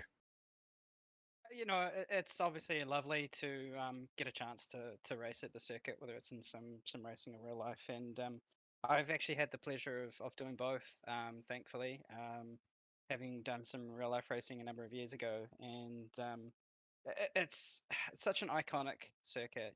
It's sort of been the home of motorsport in Auckland for as long as probably longer than I've been alive, and being able to set some lap times down here and arguably break some records, although that got broken again, which is fine. All that sort of stuff is like it just feels amazing, and when you have a car and you have a team, you have all these people, especially yourselves as admins, putting all this together. At least for us in ASR, has been fantastic. It's been a blast. So really, really appreciate it. Absolutely. Absolutely. Going into the points table tonight, you were mathematically in chance to get a championship win, but you needed a lot to go your way. You had a pretty good fight coming into the final round with Luke Rosella, who had popped up at the late point of the season with a couple of strong appearances. Were you focused on that order, so the top three battle, or are you just happy to sort of cap off a really successful season? For me, it is successful. I know sort of the bounds of my limits, and when you've got young guns like Luke coming through, there's just really nothing that I can put up in terms of a fight. I'm getting a bit older, so my legs are starting to give way. But I'm doing my best to really just be as competitive as I can be for myself. And hey, if I finish third, great. If I finish second, great. As I did last year. Here today, I'm probably going to finish fourth, and I'm just ecstatic that I had a really good season, all things told. Absolutely. We could talk about next year, but next year is still so far away. But we'll talk about the Enduro Cup. You and Nathan Dickinson had a pretty good run at Phillip Island, obviously taking away the win. How's the prep going into Bathurst for next weekend? The prep has only just started. We really wanted to kind of finish off the Supercar season before putting a really solid effort into enduro. Obviously, Bathurst being an amazing circuit in its own right, and a complex one. We do have a few guys in the team who have spun some laps and given us some information, which helps. But beyond that, it's still early days. Absolutely. Well, good run for you in the end, Tim. You're just missing out on the podium, but as you mentioned, a successful year for yourself and also for the KSS guys in general. And we hope to catch yourself and as many of the Kiwis back again next year. Yeah, thanks, Freddie. Alrighty, moving on now to Luke Rosella. Coming into this season, Luke, you were the defending champion. You weren't able to make a full-time season run of this year, but still finishing third with the record for race wins and podiums is a pretty good way to end out 2022. Yeah, I think we did the best we could with the conditions we had, with missing a few rounds and getting that disqualification at Melbourne. So I'm pretty happy with the season. And yeah, happy for, of course, Stenny taking out his second championship. And yeah, good job and good fight with all the other guys, with Will and Tim. Yeah, so a good run again. Just the stats and just piling on, and just the record breaking pace in qualifying sessions. Is that sort of been your goal this year, amongst other things, to just try and reset all the records in qualifying, or is it just sort of happen to fall your way? Oh, sure, I want to break every record I can. Nah, I just do what I do. What I try to do in every race I do on the sim, just drive as fast as I can. And yeah, if we can break a few records down the line, yeah, why not? But yeah, qualifying's been really good, of course, this year, and we've basically mostly converted into race wins. I think I've finished on the podium every round, I think. I think a good majority of them, yeah.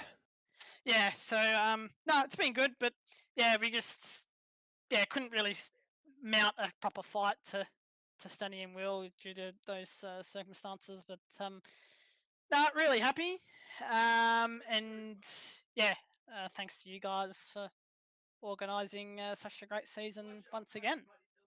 Yeah, so talking then about Enduro Cup, paired up with Corey McFarlane, have you guys started the prep for Bathurst yet?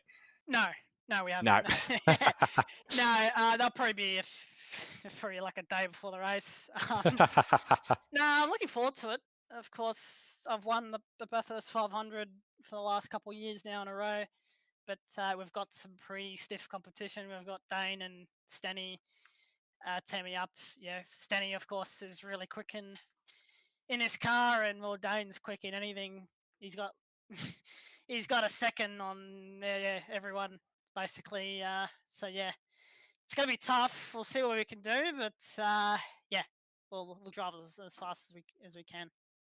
Awesome. Just lastly and just quickly, the year has been a little turbulent for AAR. You've had 3 drivers registered for the season, but it's sort of been a bit of the roll of dice on how regular appearances you get. Any sort of a clue as to what AAR is going to look like next year?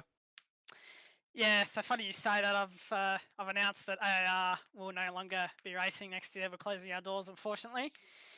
Yeah, it's been a really good, fun time. Of course, driving for the team in the first year in 2020, and then signing up some pretty young chargers for 2021 and 2022. So it's been a fun time. I certainly won't forget it. But yeah, it's time to move on, and I wish the best of luck to Corey, Lockie, and Hans for next year to see what they can do. Absolutely. Great running tonight, Luke, and obviously we'll catch you next week for Bathurst, but hope to see you back again next year as well for 2023. No worries. Thanks, Roddy. Alrighty, moving on now to second place in the championship, and as we mentioned earlier, he's picked up a bit of a knack for it. I don't think that's by design, though. Will Devonish, a good run this season, but didn't quite get there in the end. Yeah, the closest we've gotten, so can't complain with that. But yeah, not gonna lie, I'm a bit gutted with it. Happy for the team's championships, but yeah, it would have been nice to have been the clean sweep of everything. Absolutely. Well, I mean, we're talking about the teams. You've had a pretty good run with your drivers this season. As things sit provisionally, Termo and Cam Rutledge have come online astern in the top 10. Dan Liccardo just out of the top 10 as well. And Burko's actually had a pretty good showing at the back end of the season. They're all clustered together there, all your drivers. Obviously, you've had Lockie and Ben make appearances throughout the year as well. Altogether, a pretty good run for the team. Yeah, I think all the drivers have had some standout performances. So yeah, they're all happy. gotten. I think we've got all the teams got into the top 10 for the actual teams championship. So really proud of them for doing that. And yeah, it was great to have a Pixel Sim Sport on our back all year. It was just sort of the last round that they were unfortunately fell off a bit, but last few years we haven't really had much of a much going up against us, but this year we did, so that was a bit of fun as well. Yeah. So then obviously tipping into Bathurst, you've sort of, I suppose, got a few cars there. You've got yourself and Termo. You've got Cam teaming up with Daniel Cox, and you've also got Burko and Dane together. How are things looking at the CRE camp for next weekend?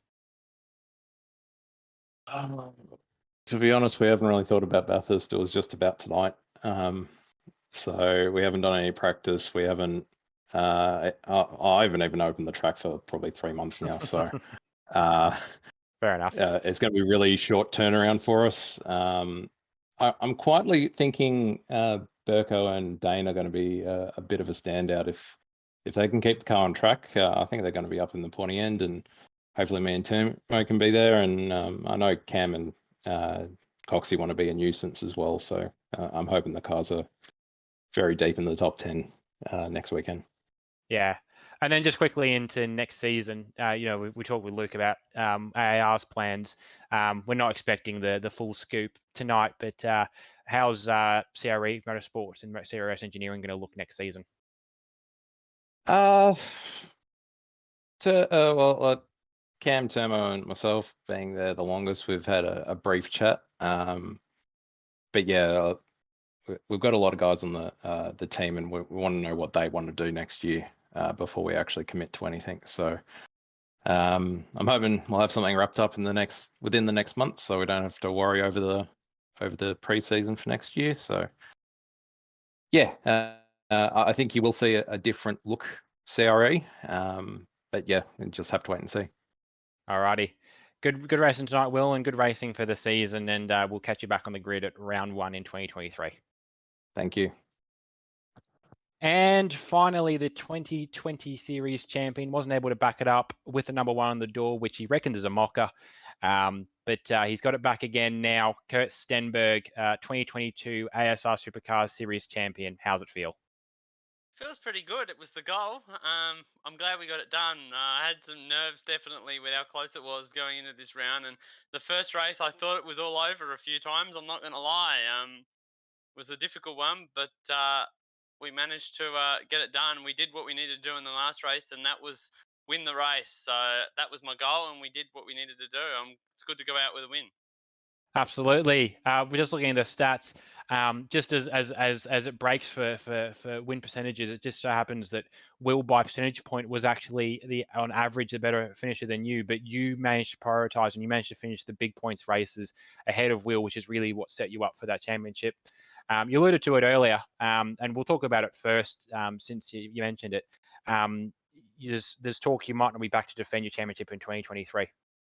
Yeah, well, I know what I've said today. I'm highly considering semi-retiring from sim racing. I've got work commitments next year that are going to affect my midweek racing due to time differences and also where I'm going to finish and where I'm going to be working. So, plus it's just prioritizing different things. So, and yeah, I mean, it's been good racing here, but at the end of the day,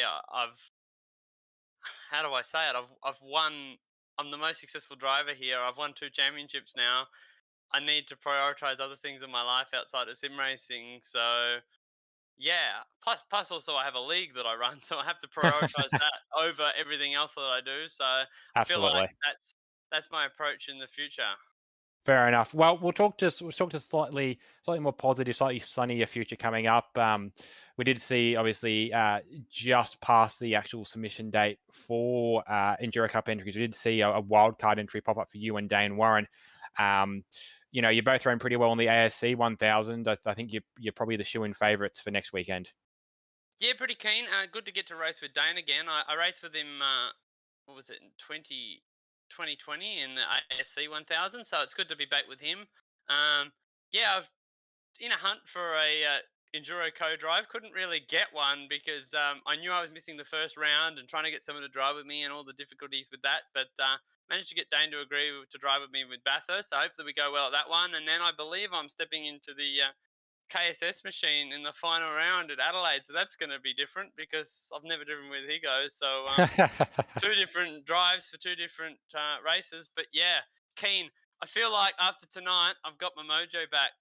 It's difficult to say, but like I don't do a lot of prep for a lot of these races, and I did a fair bit of prep tonight because I knew what was on the line and I knew what we were at, the stakes that we're at, and I wanted to get the win. And like that last race, I felt like we actually had pretty good pace, and I know that Luke and Corey are going to be probably our main competition in those races. So yeah, look, Luke probably had a tiny bit of pace over us tonight, but we managed to get the job done in race 2. So hopefully, with the likes of Dame Warren, we should be able to get it done. But if we don't, that's racing. But we'll see how we go, I guess. Absolutely. Well, great work this season, Kurt. And look, outside of the Enduro Cup, whatever future holds, we wish you luck with it. Great work tonight, Kurt. And if nothing else, you're currently the only multiple-time champion of the ASR Supercars Championship. So great work tonight, and we'll catch you at Bathurst. Thanks for that. And yeah, it's good to be. It's pretty cool to be the only two-time champion. And I just want to throw a thanks out to everyone who runs the league, you guys that do the stream, and I also want to thank Will for being such a tough competitor for my whole time here at ASR. He's one of the people that I've had.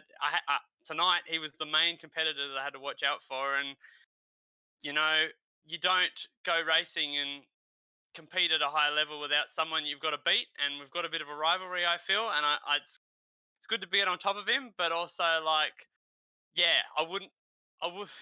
How do I say it? You get what I guess you get what I'm trying to say. It's hard to.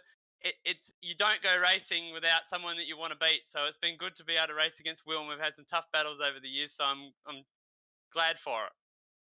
Absolutely.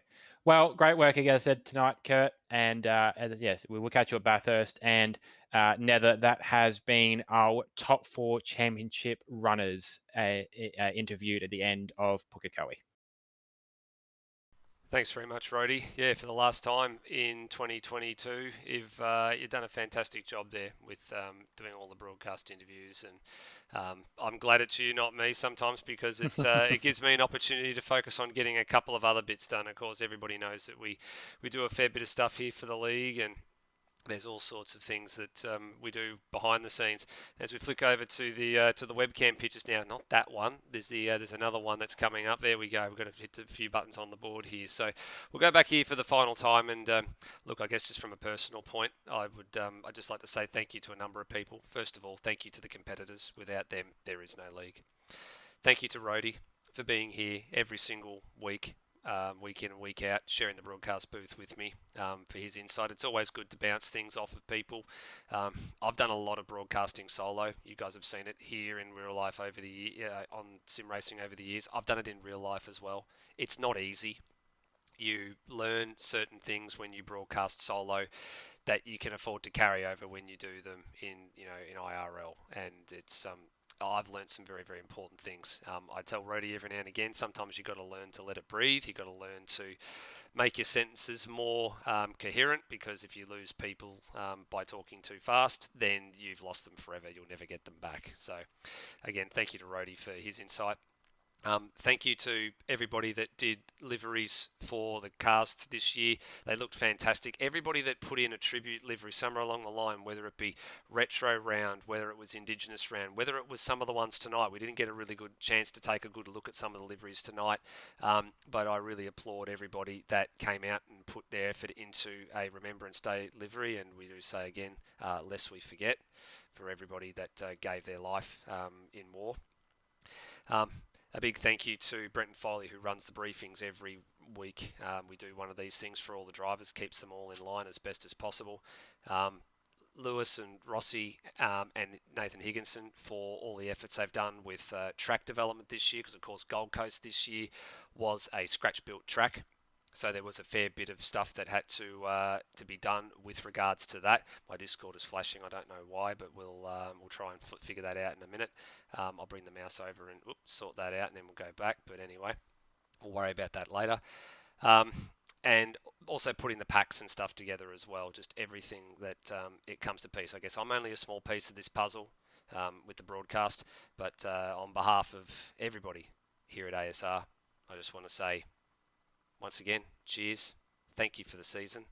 It's been great. There's only a handful of broadcasts left for Outlaw Broadcasting this year, but on the other side of this, I'm sure we'll see what happens from this point onwards. So until then, please drive safely and hooroo.